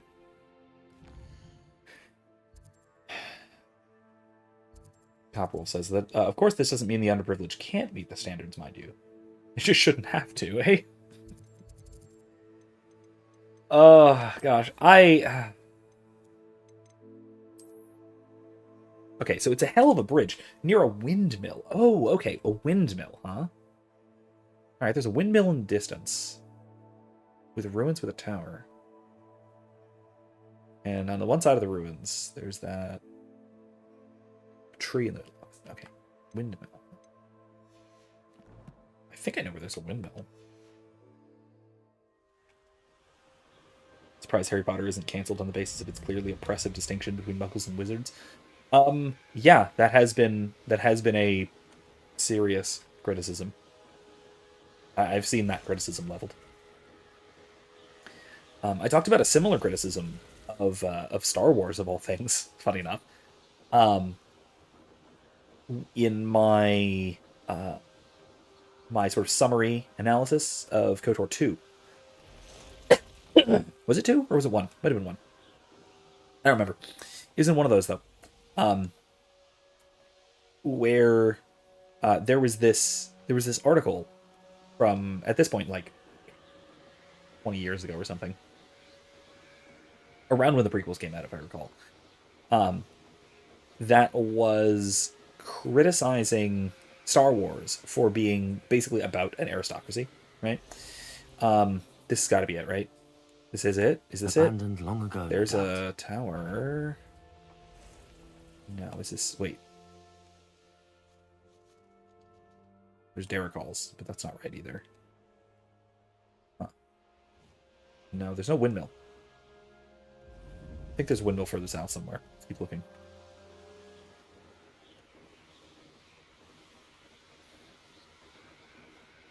Revelio. That doesn't help me at all. Oh, look, there's 2 infamous foes right here. Let's go take them out. They can do magic, they just don't wanna. Yeah, I mean, that's the thing. There has been serious, not serious in the sense of we should take it seriously, but serious in the sense of, as far as I can tell, good faith criticism about the sort of inequity of Harry Potter. Oh, here's a pleasant surprise. And I mean inequity in that there are these separate social classes, these intrinsic social classes, and it treats these social classes as innate. Because in the context of the world they are. And yet, by the way, it still shows these two groups as each having their own genuine merits to them. Like, Muggles are treated as superior in at least some ways, at least in terms of their society. So, you know what? The hell with that. It's really stupid, but it is a criticism that some people will actually level against Harry Potter, so whatever. It's, like I said, it's really, really stupid, but it is a thing. This could prove dangerous if I'm not careful. Yeah. Yeah, it's... Oh. Ooh. Interesting. Okay. Let's check this out, shall we?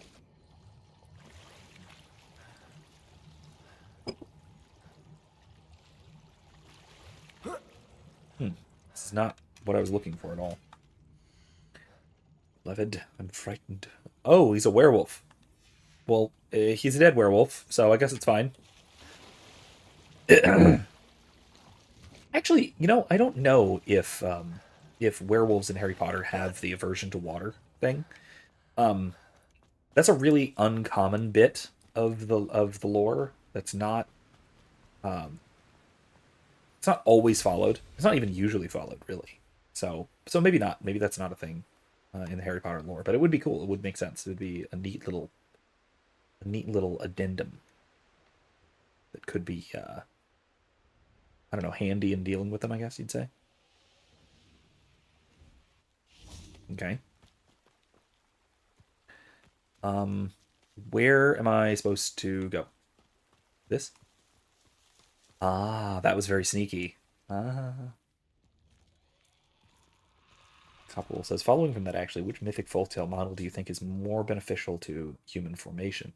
The special bloodline chosen one model or the meritocratic model? I mean, it's an interesting discussion. Stupid one. Incendio.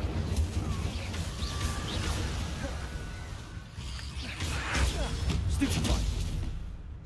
Incendio. Whoa, that was cool.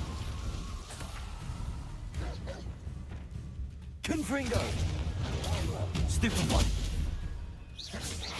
Protego. Stupid one. Accio. Incendio. I mean, it's an interesting question, and I'm not actually sure. I think they both have some serious merit to them. And that I think they might demonstrate different things about our nature, in certain ways. And the nature of society and all that stuff. I don't know, though. That's actually a really good question. It's a really good question. What do I need that for? I have to need it for something, right?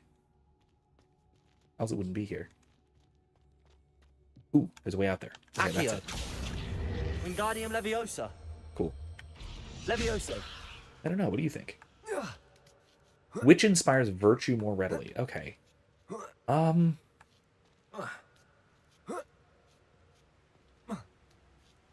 Okay, so I'm gonna take this in a sort of Thomistic, Hoadley bet sort of way.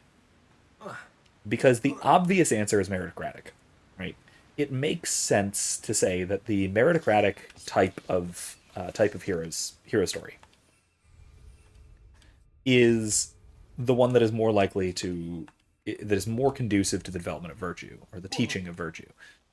Right? Okay, that, I mean, because it gives you a sort of model to emulate. Right? It gives you not just a model to emulate, but a model to follow. Right? A path that you can in fact genuinely follow, that will lead to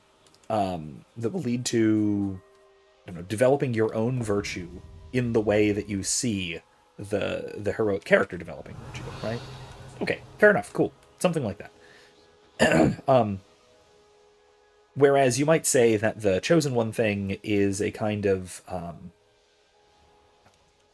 there might be a tendency towards there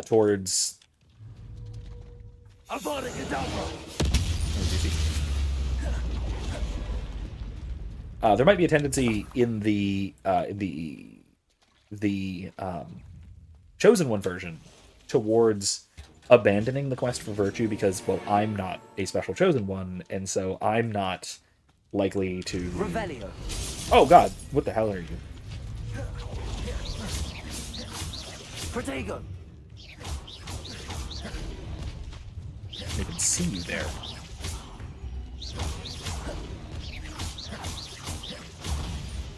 Jesus. Alright. Anyway.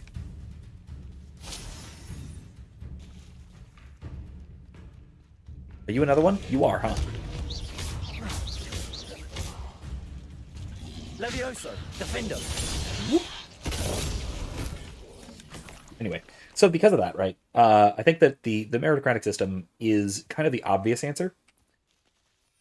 But just because it's the obvious answer does not mean I think it's the right answer. Revelio. And here's where I'm going to be controversial, maybe just for the sake of being contrarian. I don't know yet. I'm not actually sure. Because honestly, a lot of my scholarship and a lot of my philosophizing is done by just sort of wild, rampant speculation. Thinking, hey, this idea may have some merit to it. And if it does, cool. If it turns out to make sense, cool. If not, whatever. Who cares? No harm done in coming up with the wrong ideas first. Even to the extent that I'm never actually quite sure if I am serious in putting an idea forward. So, putting it this way, I'm not actually sure. I think that you could make a really strong argument for the Chosen One type hero story being more inspiring of virtue, not because it presents a model towards which we can realistically aspire, but because it provides a more perfect model for us to emulate. Right? Now, part of the benefit of the Chosen One model is that it inspires the reader to seek out one's destiny, right? To seek out what one ought to be doing. And that's good, right? That's a good thing. We should try and figure out what it is that we ought to be doing, or destined for, so to speak. But also, beyond that, and I think maybe more important than that, it provides the opportunity for a more perfect hero figure towards which we can aspire. Right? The Chosen One is a hero of a higher sort than the merely meritocratic, self-made hero, so to speak. And so I think that even if we can't actually measure up to the Chosen One hero, that doesn't mean that the Chosen One hero does not provide us with a better model for virtue. And so I think that it can provide a superior... Oh, here it is. This is where I'm going. A superior tool, pedagogical tool. Castle must have been quite stately this time. For teaching virtue. Up, and over there. Let's just fly up there, shall we? Let's cheat.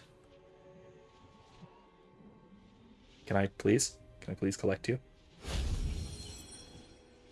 The broom's a little flumpy when it's moving slowly, but that's all right. Incendio. Physics in this game are really, really nice. However, there is something to be criticized about the broom flying, which is a little bit flumpy. When you're moving slowly, when you're zooming around, it's great because the flumpiness actually kind of helps because it makes it kind of... I can't describe it, but the motion makes sense. You know what I mean? I assume you know what I mean. Oh, right, I did this in my other game. I remember doing this in the other game. Okay, I need to find that glacius thingy. Cube. That glacius cube. I bet there's a chest up here somewhere, huh? There it is.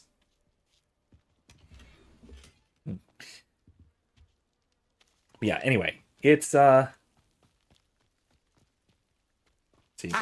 Said Wingardium Leviosa.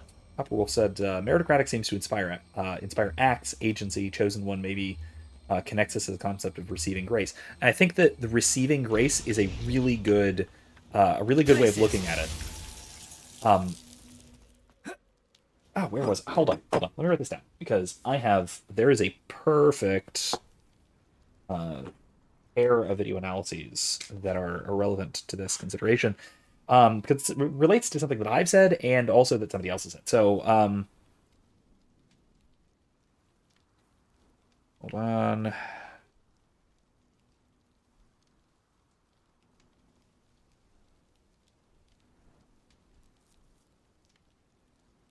Okay, so I have a video on a sort of Platonist analysis of Batman and Superman, in which I argue that Superman is a more real or more realistic hero.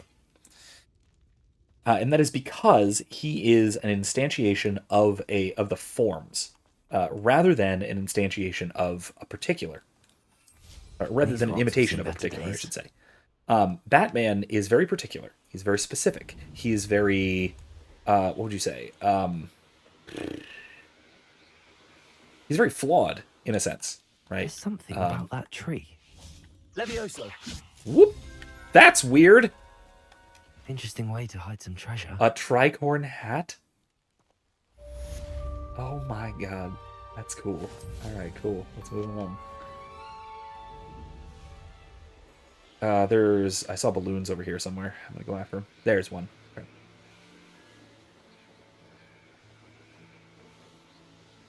Anyway. What's this? Revelio.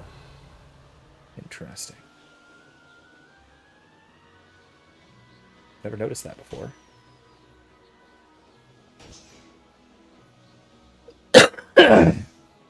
Anyway, excuse me. Oh, jeez. My argument is essentially that since Superman is a more perfect, morally perfect, right, a more morally perfect hero, he is a better exemplar for us, even if he is not, right, his levels of either moral perfection or heroic achievements are not achievable to an ordinary human being like Batman's might be, right? Batman's superpowers are money and dedication. That's the kind of thing that we can actually imitate to some degree, at least, to a significant enough degree. Enough of a degree to matter. Right? We can do Batman stuff to some degree. We can't do Superman stuff to any degree, to any realistic degree. So, yeah, there is this there's this contrast. Chest. I know a Merlin trial when I see one. Yeah, but I don't want to deal with dug bogs, so I'm gonna keep moving along. That's all the quests, by the way. We're done. We finished every quest in the game. There is a couple more things. There are a couple more things we can unlock. Like, we're missing this all the way up there. So let's fly all the way up there and let's see. Anyway, yeah, it's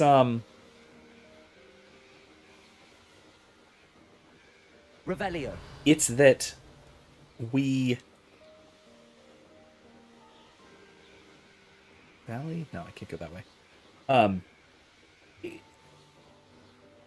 Despite not being able to imitate Superman as perfectly, he provides a better exemplar for us to imitate to the degree that we are humanly capable of imitating. Right? And his moral perfection is something that we should fully imitate. Right? To fully imitate Batman is to not be a fully virtuous person. Right? Because Batman has serious failings. Right? Batman has serious moral failings. And even heroic failings. Right?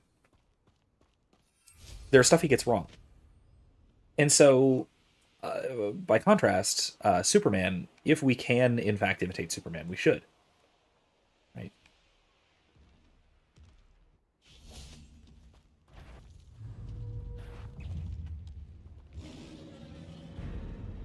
Alright, I'm gonna actually try and do this. Protego! Stupefy!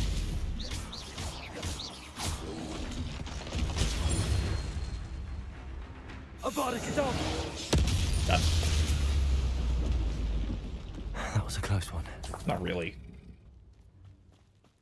Anyway. So that's one of the videos I'm gonna link to after the fact on the subject. The other is not from me; it's from Father Mike Schmitz, and it's an older one of his, where he examines which superhero from both Marvel and DC is the most like the Catholic moral life. This could prove dangerous if I'm not which is the careful. closest to the Catholic moral life. And while he considers Superman and Batman, Superman, he has the objection that no, we aren't Superman. We are not superhuman. We are human, and so we're not perfect, despite being capable of moral excellence and virtue. We're not perfect. We have real faults and deficiencies, and so because we have these real faults and deficiencies, Superman is not exactly a model for our moral lives. Batman, by contrast, is the one who becomes a superhero through intense human effort. He is an ordinary human being who stands among giants. That, Father Mike argues, is the Pelagian view, and I tend to agree. Settled. Fascinatingly, that we can achieve almost superhuman status by our own efforts, right? In other words, achieve salvation through our own efforts, right? That's Pelagian. So yeah, there's that. He also considers Captain Marvel, the original Captain Marvel, not Marvel's Captain Marvel. Shazam, if you'd rather. I do prefer calling him Captain Marvel, but whatever. Shazam is just his magical catchphrase. But yeah, that Captain Marvel, Billy Batson, is another who was always a favorite of Father Mike's, apparently, because he's from Minnesota. And, you know, Billy Batson and all that. And he's a favorite of mine, too. I really like Captain Marvel. But he points out that he's not a great example of the moral life, because that is a far more Calvinist model, where he very suddenly and very magically takes on moral perfection, right?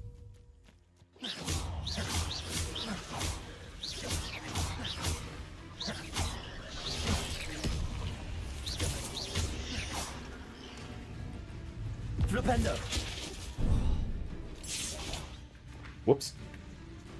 I had Accio. Incendio. Ow! Really? Levioso. Okay.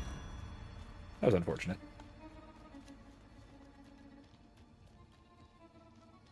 Well, the strings, they are a-goin'. I should investigate. With these spooters.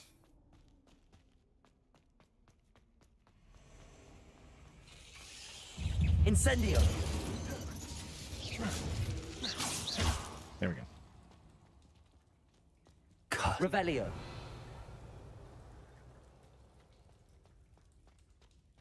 Incendio. All right. But he finally settles on the best exemplar of the Catholic moral life is in Captain America. Everything special about him came in a bottle. That is, everything special about him is a gift through grace. But he becomes a superhuman. He becomes capable of heroism through something external to himself. But it is through his own moral efforts, empowered by that external force, that he becomes truly heroic. And that is the synergistic model that Catholicism holds so strongly to and so correctly to. So yeah, that's Father Mike's view account of superheroes and their moral examples, which I think is absolutely brilliant analysis.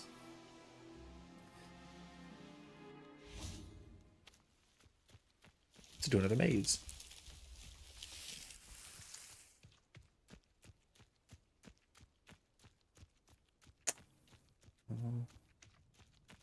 All right, so going back a little bit, because I've been talking a bunch, and let me go read some chats. Try to find this chest. I need eyes for a second. Oh, darn it, I found it already. Really? You're going to do that to me? You're going to do that to me? You're going to do that?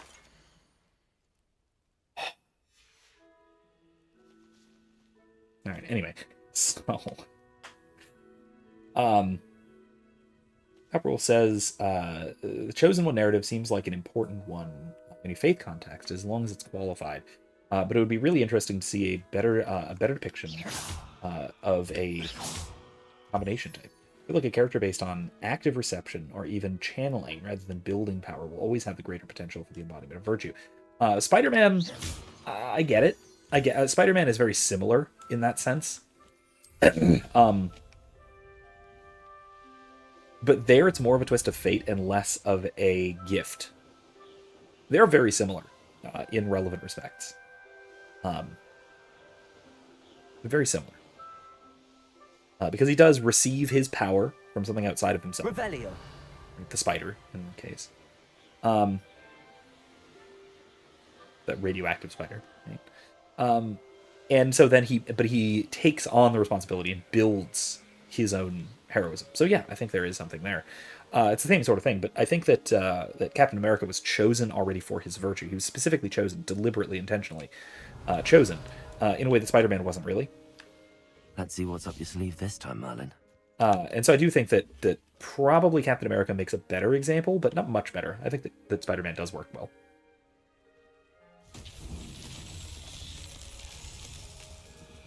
Now, what am I supposed to do with this?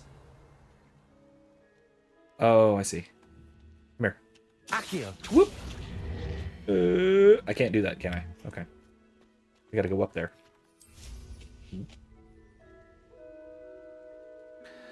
Gotta go up there. And where I gotta knock it? Down there. Okay, cool. It's Depulso time. Depulso! Blop! Yep, just jump. You'll be fine. Yes, you do take fall damage in this game, but you gotta fall from a hell of a distance to take fall damage. Go! Go, go, go! You can do it! Yeah. Give you another shove. Merlin himself would be proud. Anyway, though, I do think that probably of the two, if you gotta go with strictly one or the other, I think the Chosen One is probably a better tool for teaching virtue, but not by much. I don't think it's a huge difference. I think they both have their merits, unintended. So, yeah, I think they both have their merits, but I do think that the Chosen One. Maybe I'm just doing this. Maybe I'm just saying this to be contrarian, but I do think that the Chosen One model of the hero does have more to recommend itself to moral teaching. Revelio. Infamous foe. Let's go handle that. Yeah, Spider-Man is, because he always stays very street level, even in the big stories, even in like big story arcs, because Spider-Man never really apotheosizes, like Cap really does. Spooderman. What went on here? Why is it grapple? Accio. Incendio. Levioso. Vindo. There we go. Care of. Spooderman is never really the big damn hero that Captain America is. Cap becomes a big damn hero in a lot of stories. Even right near from the beginning, right? Because he basically fights and wins World War II. Not by himself, but he plays a very large part in a very heroic struggle. Right from the beginning of his character. Accio. Oh man. Who's there? Whammy. Defender. Got them both. 2 for 1. You've one less follower, Ranrock. Yoo-hoo. There's an infamous foe in this cave complex somewhere that I need to take out. Imperio. One less human to worry about. Someone there? Who's there? Someone there? Afraid to fight? Who's there? Defendo. Wait a moment. Hello? Back to the bench. Accio. Incendio. Yeah! Got him. One last little kicky. Alright. Oh, hey. Haven't done this.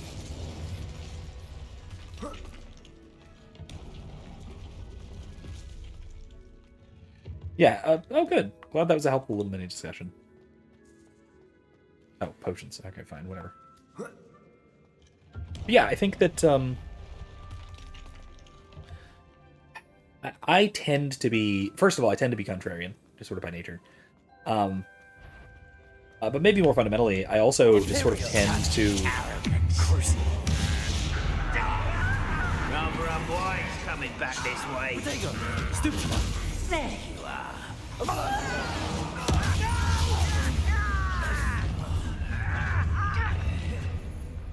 One less human to worry about. Ow, jeez. Was that Incendio. I won't rest. No! No! You can't stop us. Levioso. I won't rest. Incendio. Accio.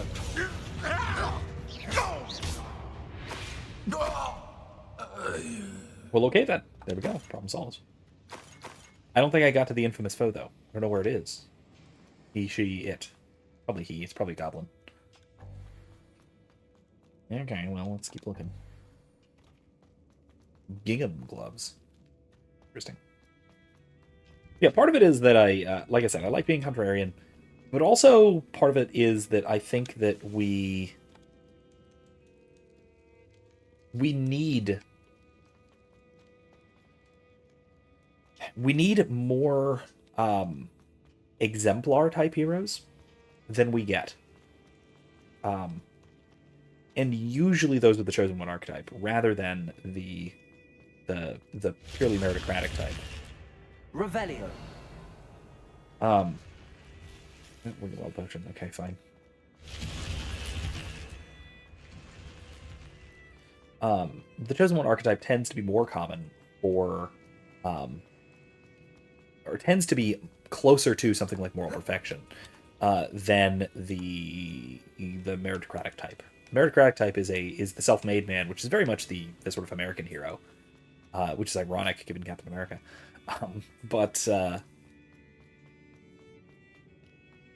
But I think we get enough of that, and we don't get enough of Superman in his classical form. I say classical like he's some ancient myth, but I mean at this point he's close. He's like what, 80 years old or something.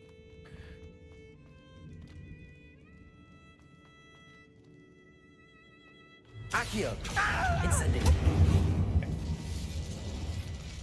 Too late for you to learn the error Campbell of says, your ways. using heroes to depict stages of the moral life puts Spider-Man earlier on the list, Captain America being more actualized, and the way that virtue becomes more effective as our nature attunes to it. Yeah, I think that's right. It's a good way of looking at it. Revelio. That is a very good way of looking at it. And I mean, you can do it by just saying, by I guess you'd say, depicting the development, both moral and heroic, the development of a particular hero as well, right? So a hero becomes more heroic as they develop in virtue. Incendio. So I do think that there's something to that as well. But you need long storylines. Revelio. You need long, continuous storylines to do that, and that's hard. It's hard to do, and it's hard to do well. And it's even harder to do in the sort of modern moral climate, let's call it, where there's a kind of aversion to virtue. Particularly an aversion to growth in virtue, I think. Oh, am I just leaving now? I'm leaving now, aren't I? Alright, I give up. Yeah, worth a shot. But yeah, I do think that there's absolutely an aversion in our current moral climate to development of virtue. This might be the best meal I've had in years. No, I mean it. I don't in a pretty dangerous way, actually.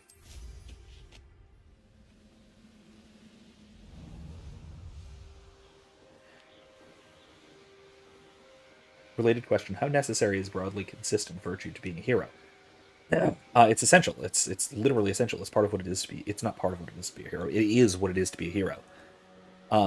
If we include competence, broadly speaking, as a virtue, which we would, right? Aristotle would, certainly. Some kind of competence, whether that is practical wisdom or whether that is... Revelio. What do you call it? I guess magnanimity or something, things like that.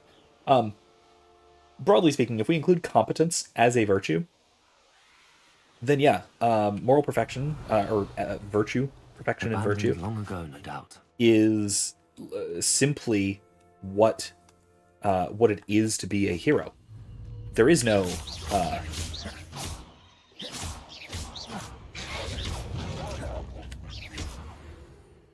there's nothing else to being a hero. That's it. It's just it is just perfect virtue, or nearly perfect virtue. That's all heroism is. So yeah, absolutely. It is that is, like I said, that is what it is to be a hero, is perfection or near perfection in virtue. Wait, come back here. I want to turn you into something cool. Darn, I missed. Okay. Oh god, it's this. Incendio.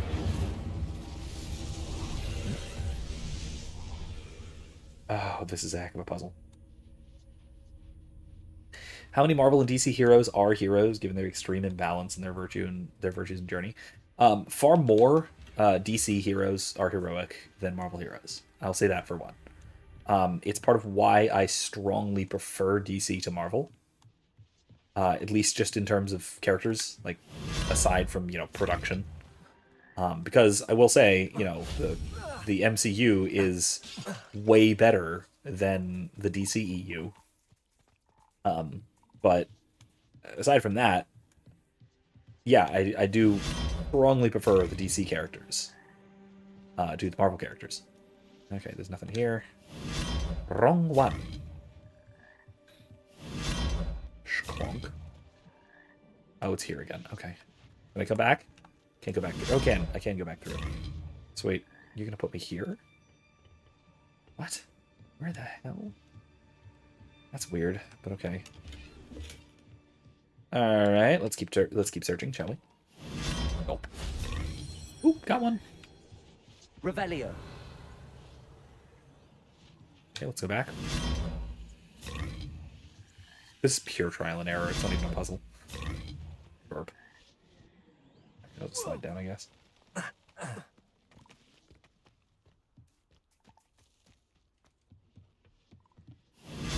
Nope. Blip. Ooh, interesting. I'm up here. Okay. Aha! There. That wasn't so difficult. Got it.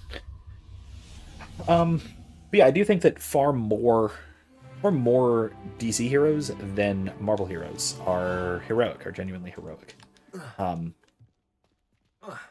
Because I would say that, DC, I would say that Batman is usually heroic. In the best depictions, Batman is genuinely heroic. He is genuinely virtuous, despite his humanity. Not humanity. Despite his personal failings, let's say, he is, I would say, genuinely heroic. Oh, I've already gotten this one. Okay. And I've been to this cute little town. I love this little town. Seems a pleasant enough little place. I love this town. This is a nice one. And yet there's a Doug Bog just in town. Lightning bolt.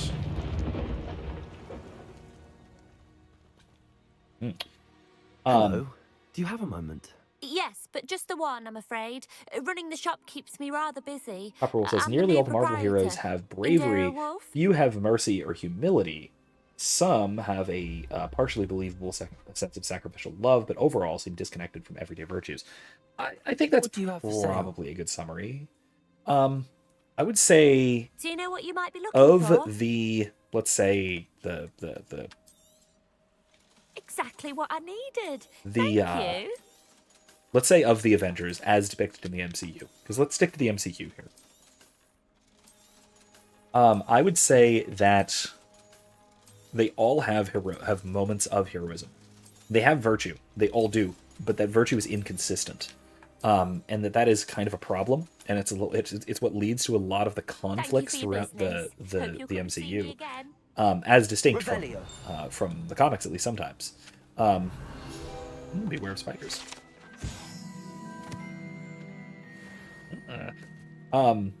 Cat. But yeah, I think that is an issue that comes up a lot, and that's why you have like a Civil War arc in Marvel Comics. You've had 2 Civil War arcs in Marvel Comics, frankly. Rampant Dugbog. Okay, I killed it. Don't worry. You're welcome. But yeah, it's one of those things where yeah.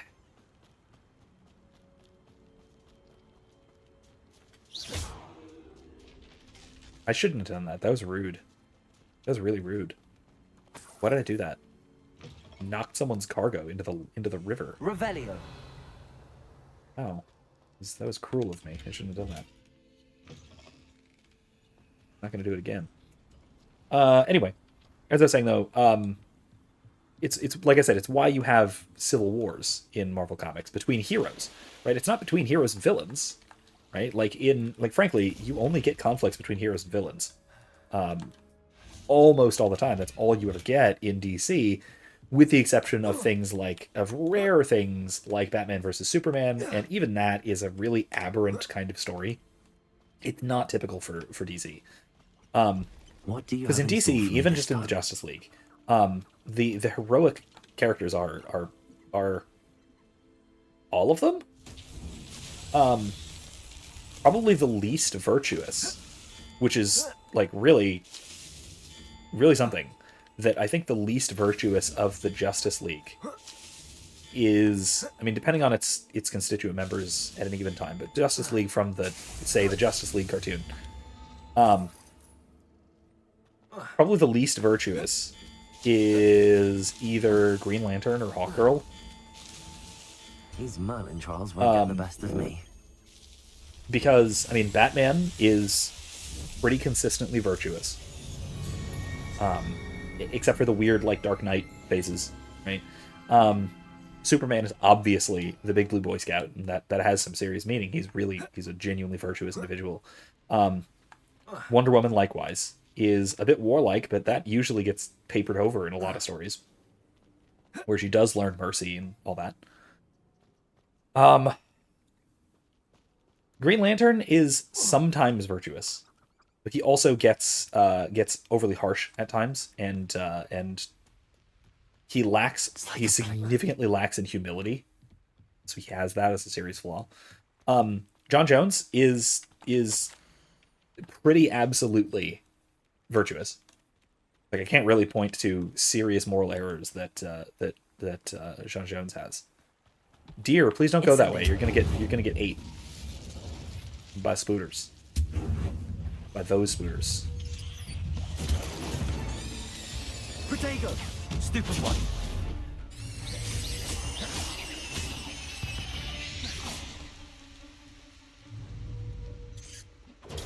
Stupid one.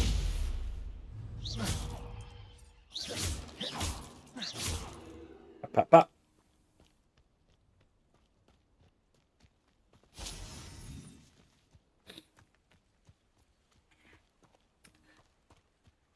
But yeah, I mean... Aloha Mora. Uproar says, not as familiar with DC heroes. Wonder Woman's interesting as a study. Jeez. There we go. I'll line it right.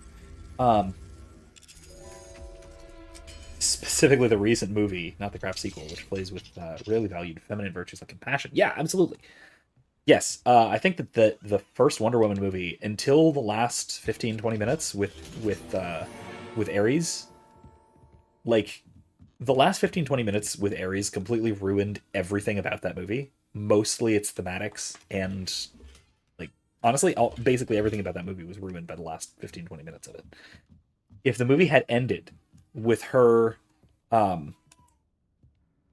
basically learning the lesson that no, that Ares is at most a sort of whispering force behind human conflict, and it is not just, behind it utterly. Or even if Ares had shown up and said, you see, I was not responsible for this war. That I only exploited what was already there in the human heart, blah blah blah blah. That sort of thing. That would have been great. That'd been the perfect summary. But they had to go finish it off with the big laser battle, and I will destroy you with the power of love, and then shoots lightning bolts at him. Like, that was really, really stupid. And it broke the thematics of the film to an incredible degree. If they'd ended it 15 minutes earlier, with Ares not being, the big bad evil guy, and even if they had kept Ares as a sort of back pocket villain, because he's a huge Wonder Woman villain, that would have made it much more conducive to sequels and just a better film. It would have made it a better, more consistent film. But yeah, up until the last 15 minutes, though, as you say, she does a great job at displaying feminine virtue, of the nurturing of the even just the aversion to violence, the wanting to end a conflict as the actual goal. Her goal of the story is not to win, it's to end the conflict, it's to end the battle. You don't see that every day, it's excellent. And then of course the second one has a rape scene, so that's weird, really weird. That they didn't notice until after the movie came out.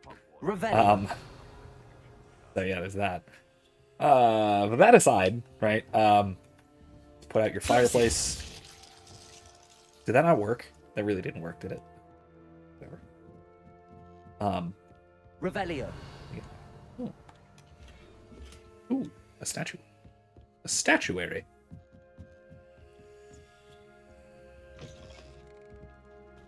Anyway, though, yeah. I think that, yeah. Otherwise, Wonder Woman was was excellent up until the end. Aloha Mora. Which one is it? Okay. Yeah, as far as the Marvel heroes go, really, I can't think of any of them who is a paragon of virtue, like a real paragon, except, like we've been talking about, Captain America is pretty much a paragon, and he becomes a paragon pretty quickly in the MCU narrative. And at least sometimes Spider-Man. Spider-Man develops into a paragon character, and he develops relatively quickly into a paragon character, which is, I think, good, because that's what he should be. He should be an aspirational paragon type hero.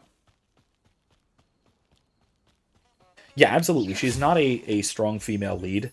She's not the strong female character that everyone despises for good reason, because she actually has a character, and she's actually feminine. Now, we also kind of got tricked by that movie into thinking that Gal Gadot could act, which it's shameful what you've done to helpless beasts. Maybe not. She didn't need to display very much range, let's say, in that movie. She didn't need to display all that much range, which is good, because I don't think she has very much acting range. But you know what? In that role, it's fine. She doesn't need much acting range. At least if it's written well. Writing can compensate for it. He played at least that aspect of the role spectacularly well. So, great. the sequel dropped the ball on in almost every way. So, whoopsie. What is with the bunch of bad guys under this bridge? Are there trolls? It should be like a group of 4 trolls. That'd be really cool. That'd be a hell of a fight too. Oh man, this is gonna be irritating. How am I gonna get up here? I know, I'll fly up there. Follow the butterflies.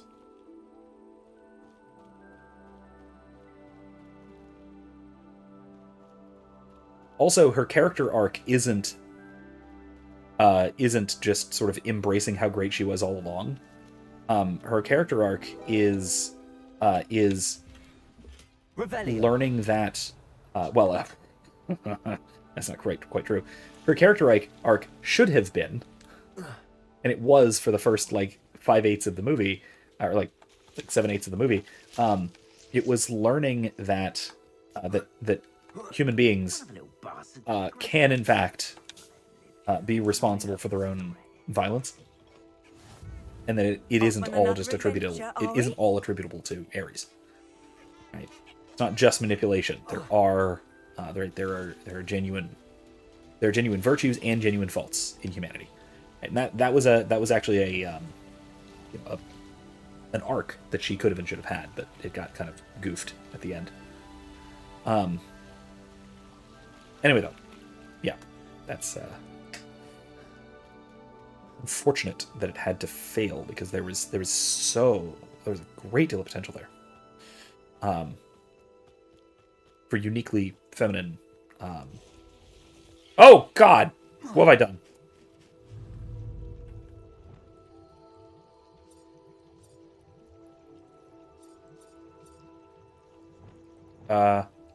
Flipendo. Arresto momentum. Kill them all. 8 legs is simply too many. Confringo.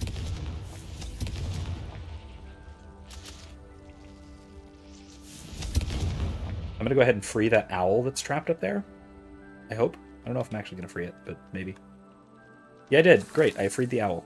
Excellent. It should have been a bunch of trolls down here, but whatever. They're under a bridge. It should be trolls. What's this?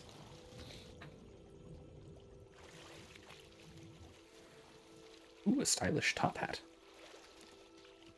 Anyway, moving on.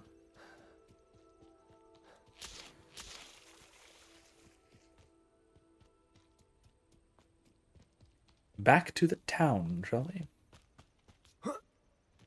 Or did I already find everything in the town? I think I already found everything in the town, didn't I? Yeah, that's it. It was a nice little village. Revelio. Nice little village. How nice to see you, my young friend. Thanks. All right. Well, we have a half an hour left, and that means we should probably head back to Hogwarts and wrap things up with our final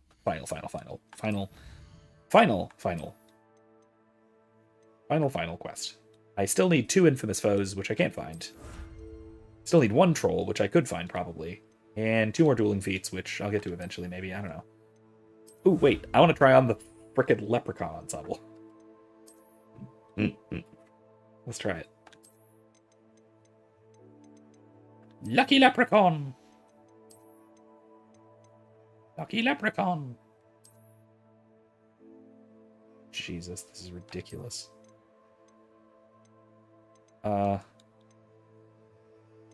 Nothing.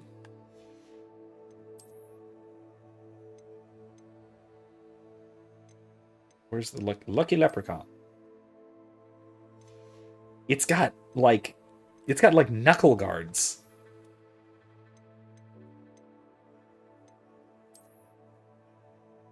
That's a little awkward. I hate that.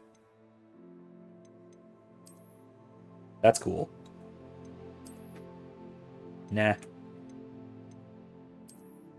gonna stick with these.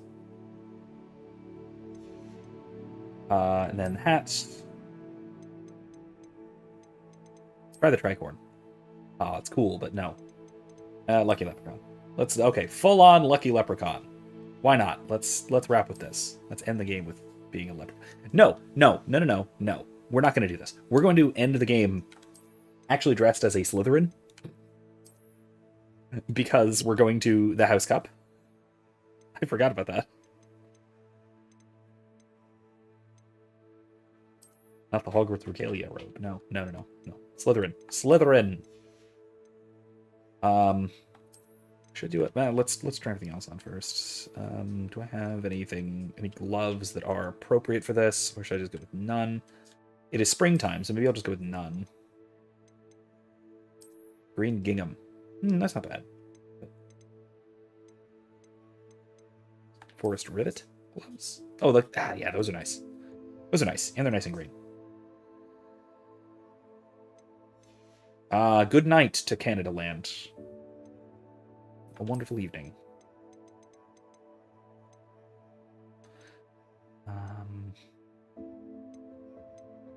Let me see. These are a lot of school uniforms we got here. Gosh, Tenebrous? Nah, that's a little much. Nocturne Teal. Oh yeah, that's nice. I wish the Gold Trim Debonair. That might be better. This looks a little less like a street magician. I wish the bow tie were tied tighter. No, let's just stick with the aristocratic, because the cravat is actually tied to an appropriate tightness.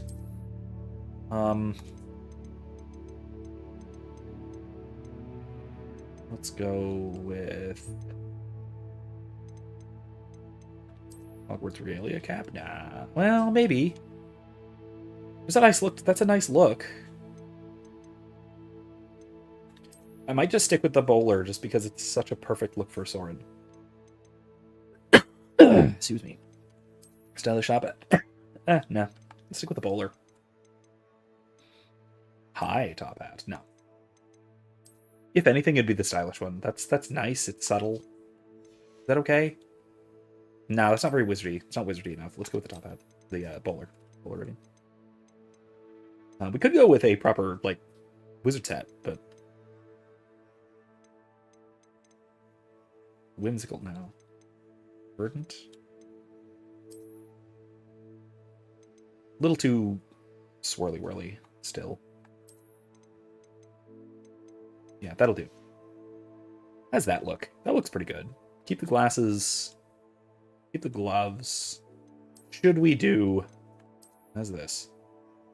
Oh, that's not bad. It might be too cluttered around the neck. Oh, that's actually decent. Is it? Now let's keep it without. That's fine. Have the glass scarf. It is Slytherin, but nah, let's leave it. That's good. That's a good look. What did we get? What's new? That one? No. Gray shell.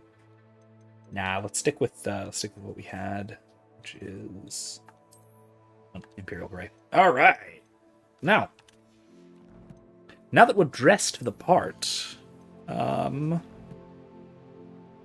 let's sell off our junk stuff right here. All that stuff we just found. Hello again, Miss Wolf. I changed Hello my clothes. again. What can I do for you? What do you have for sale? Do you have anything more you'd like to buy? Because I have a lot more I'd like to sell. Do you know what you might be looking for?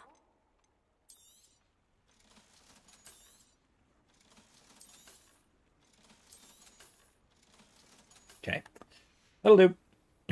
Thank you for your business. You're Hope welcome. you'll come and see me again. Wait, let's actually set our quest. Ready? Weasley's watchful eye. I need to meet Professor Weasley in the Transfiguration classroom. That's not what I thought this was.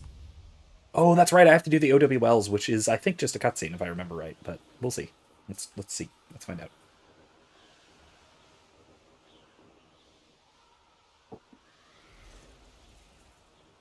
Ooh, I forgot to mention. So, speaking of plagiarism, this was a while ago, but you'll notice in the description a link to an archived article from 1987, which was before I was born, about now President Joe Biden. from, I believe, the first time he ran for president. Again, before I was born. Someone who, by the way, somebody who was born the year that Joe Biden first ran for president could now run for president. I actually, I think that, I don't know if that was around when Vivek Ramaswamy was born, but he was definitely a toddler. Anyway, sorry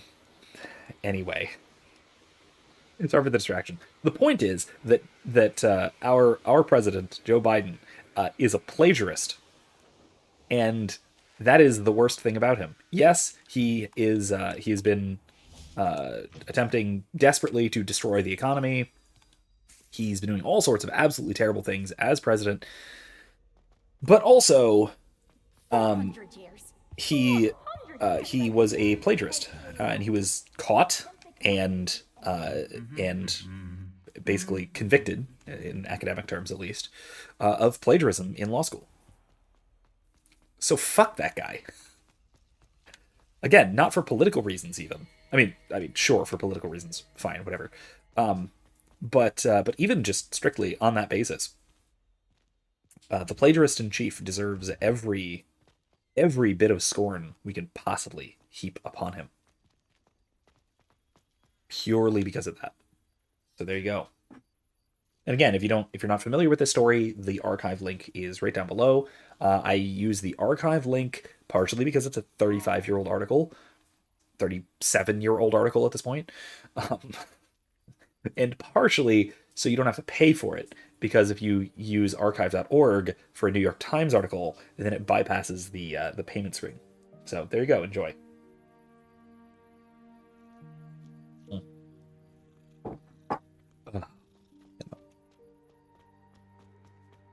Anyway, there's that. So yeah, check that out. Definitely check that out.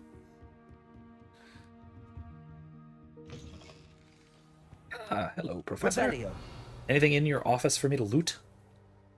Ooh, excuse me. There's some stuff you have here. Ooh, cool, a hat. Oh, cool, a letter. I'm gonna read your letter. Overjoyed to hear this most recent crop of 7th years includes a number of students, blah blah blah. Oh, okay. So the minister is recruiting. All right, fair enough. All right, let's have a chat. Professor Weasley, you wanted to see me? I did.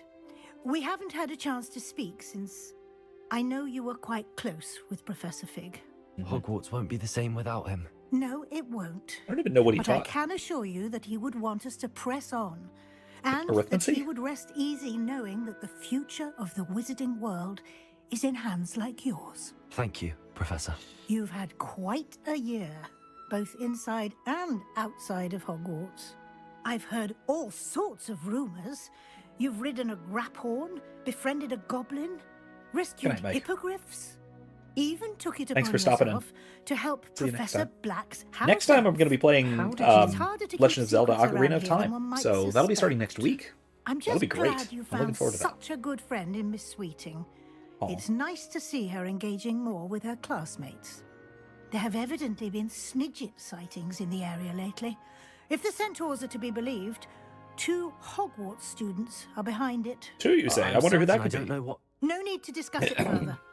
What I would like to discuss is your wizard's field guide.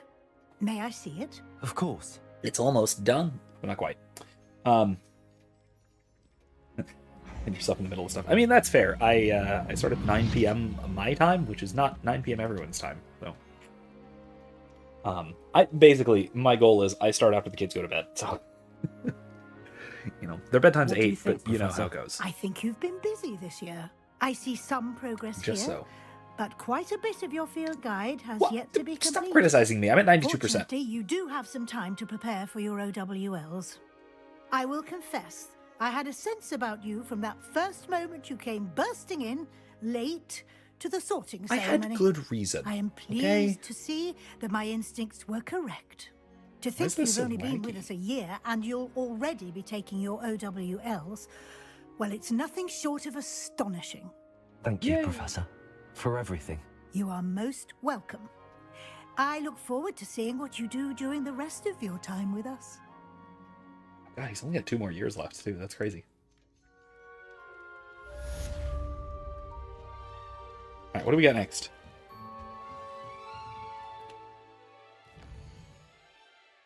The House Cup!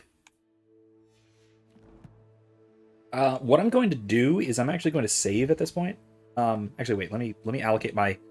what will probably be my last skill point. To... what? I don't know. Screw it. I'm not going to bother. I am going to save now. So I have a save game before the proper end, and I'm going to put it here. I'm going to put it in the second one. There we go. Just in case. If I ever want or need to go back here. By all accounts, Hogwarts would be lost without you. Uh-oh. YouTube is not responding. Did I cut out? Am I good? Whew, that was an issue. All right, it looks like we're fine. It's just a little flumpy. Here. Open studio. Oh God. Why is it its own heckin' window? You doing this? All right. Anyway, sorry about that. Excuse me. Onward. Let's wrap this puppy.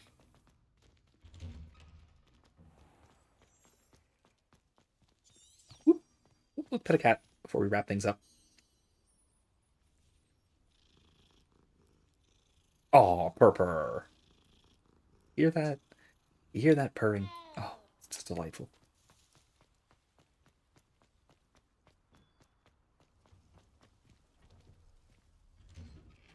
To the Great Hall. It warms my heart to see your interest in herbology, dare I say. Blossom. Blossom. Oh. Yeah. Anyway, moving along. Head across the courtyard.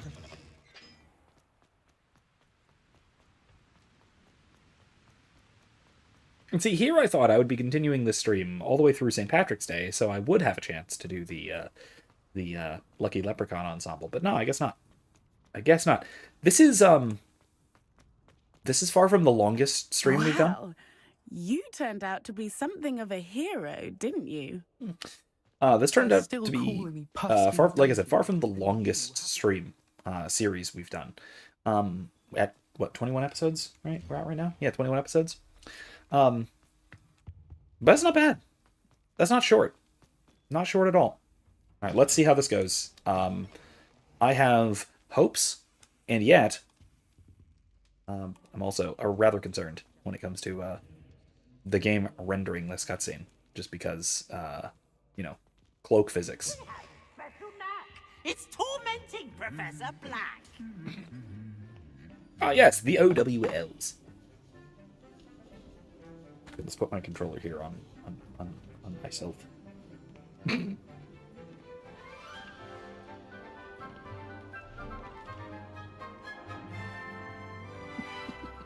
Good old-fashioned cheating.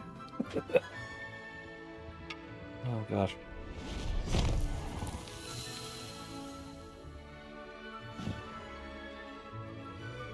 Ooh, cool.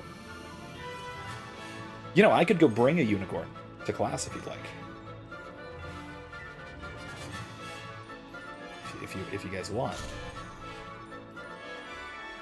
Ooh, Derek.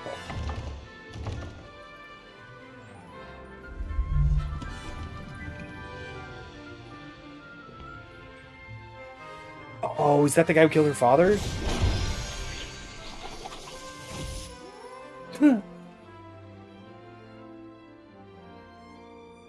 That was a nice touch. That was a great little moment. It was subtle, but I liked it. It was good. You may or may not. That was cool, especially given that you may or may not even recognize what the hell it's referring to. But it's great. Anyway, let's go.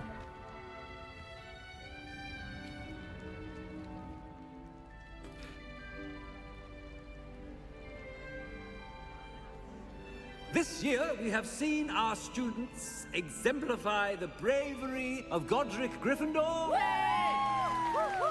Allow to finish. No. The loyalty Everyone's gonna cheer. Of course they are. And then the Hufflepuffs cheer, and you know how this goes. Come on. Of Rowena Ravenclaw. And the ambition of Salazar Slytherin. He sounds And so, by far the most the winner enthused of about this his own year's house, of course. House Cup. Excuse me, Headmaster, if I may. We're not gonna get one, are we? One particular student's heroism during the attack on Hogwarts, not to mention the level to which they have excelled in their coursework, as a new student, no less. I haven't even sat down yet. Come on. Please, don't do this to me. Well, it would seem that it certainly merits, I'd say, 100 points to their house. Wouldn't you agree? All right, yeah. Yes. Thank you, Professor Weasley. I think I suppose that we she have just... our winner. I think that she just threw her house under the bus. Because I'm guessing Gryffindor would have won, because Gryffindor always wins. Oh my god, here it goes. Here's the cloak physics. Oh, Jesus. Everybody. Oh yeah, all 6 Slytherins.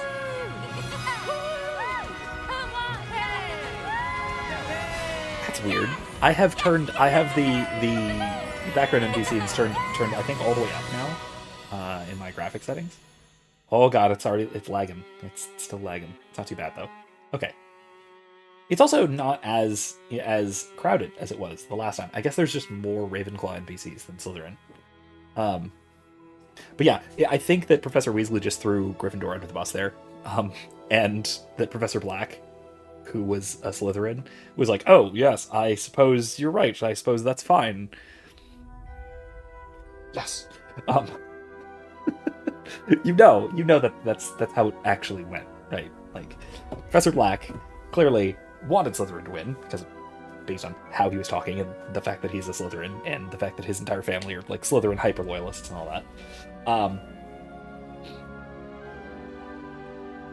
But he couldn't just do that. Also because he didn't think to, because he's an incompetent buffoon.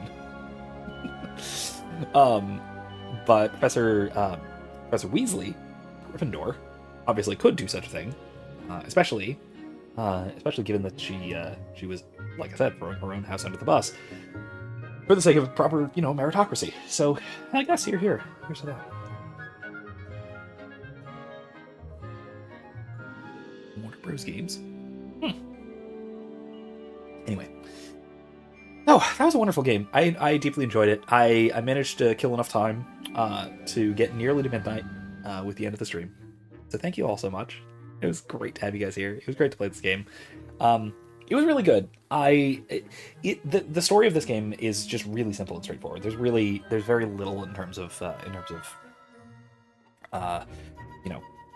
story twists and narrative turns and overall complexity and that sort of thing. But there are some really good themes going on, especially to do with the sort of the politics of the Goblin Civil War, of the Goblin Revolts. Is that what it's called? I think Goblin Revolts. Whatever it is, the Goblin Uprisings or whatever.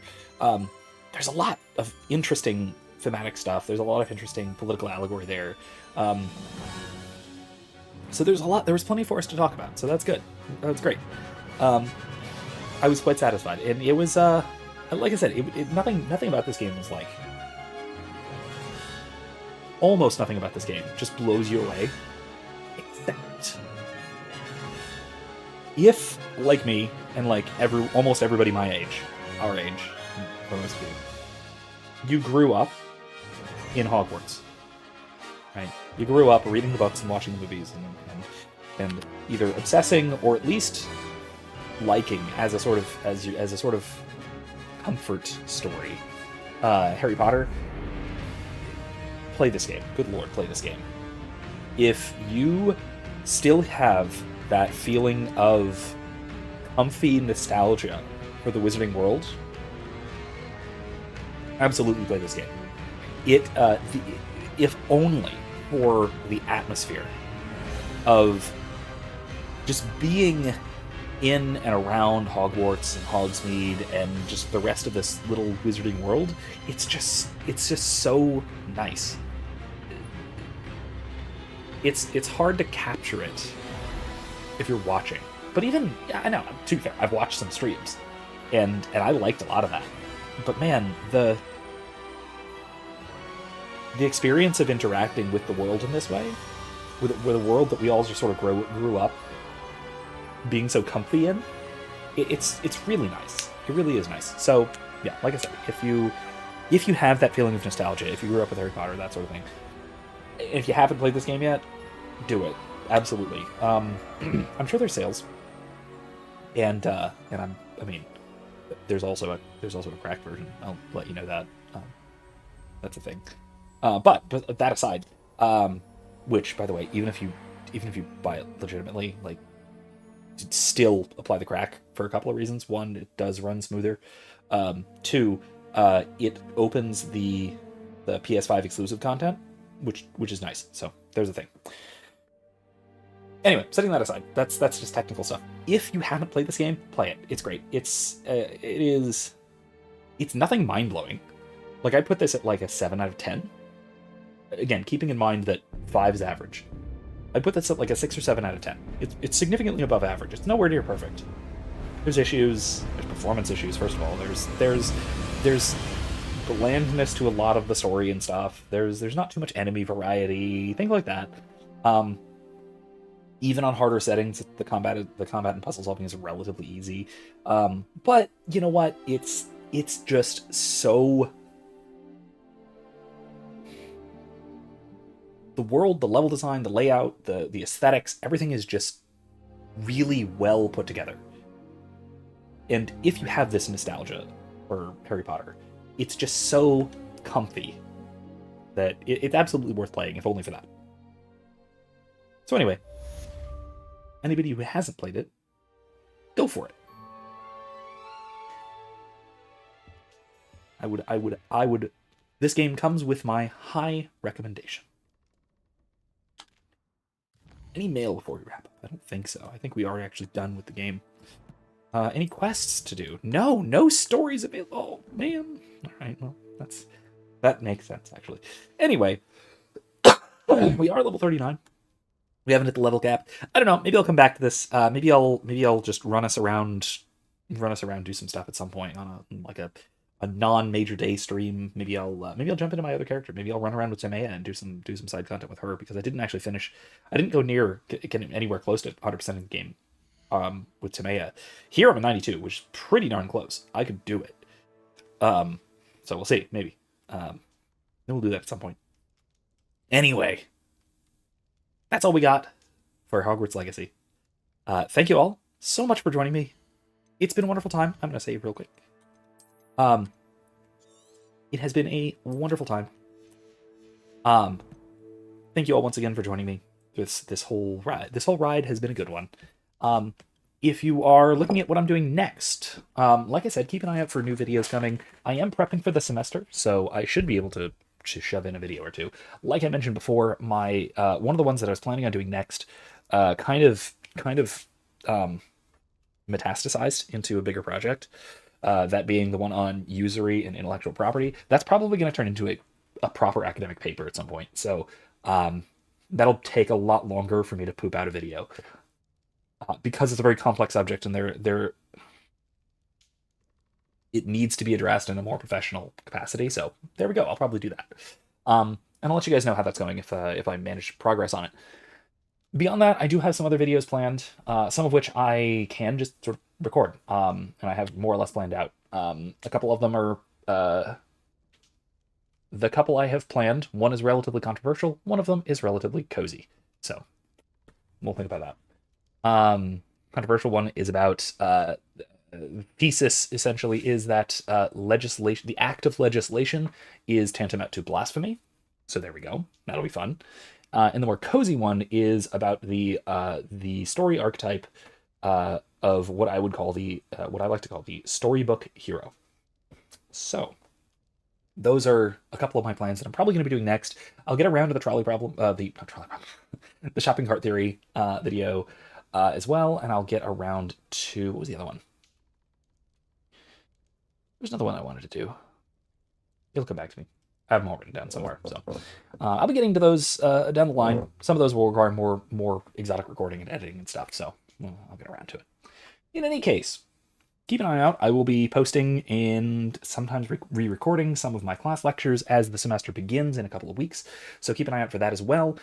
Tune in next week, probably Monday, maybe Wednesday, maybe both. Probably not both. We'll see. As we start Legend of Zelda: Ocarina of Time. That'll be great. I have to make sure my emulator is up and running and all that, but I should be able to play it right here on the PC. I've bought the game 3 times already, so you know it is what it is.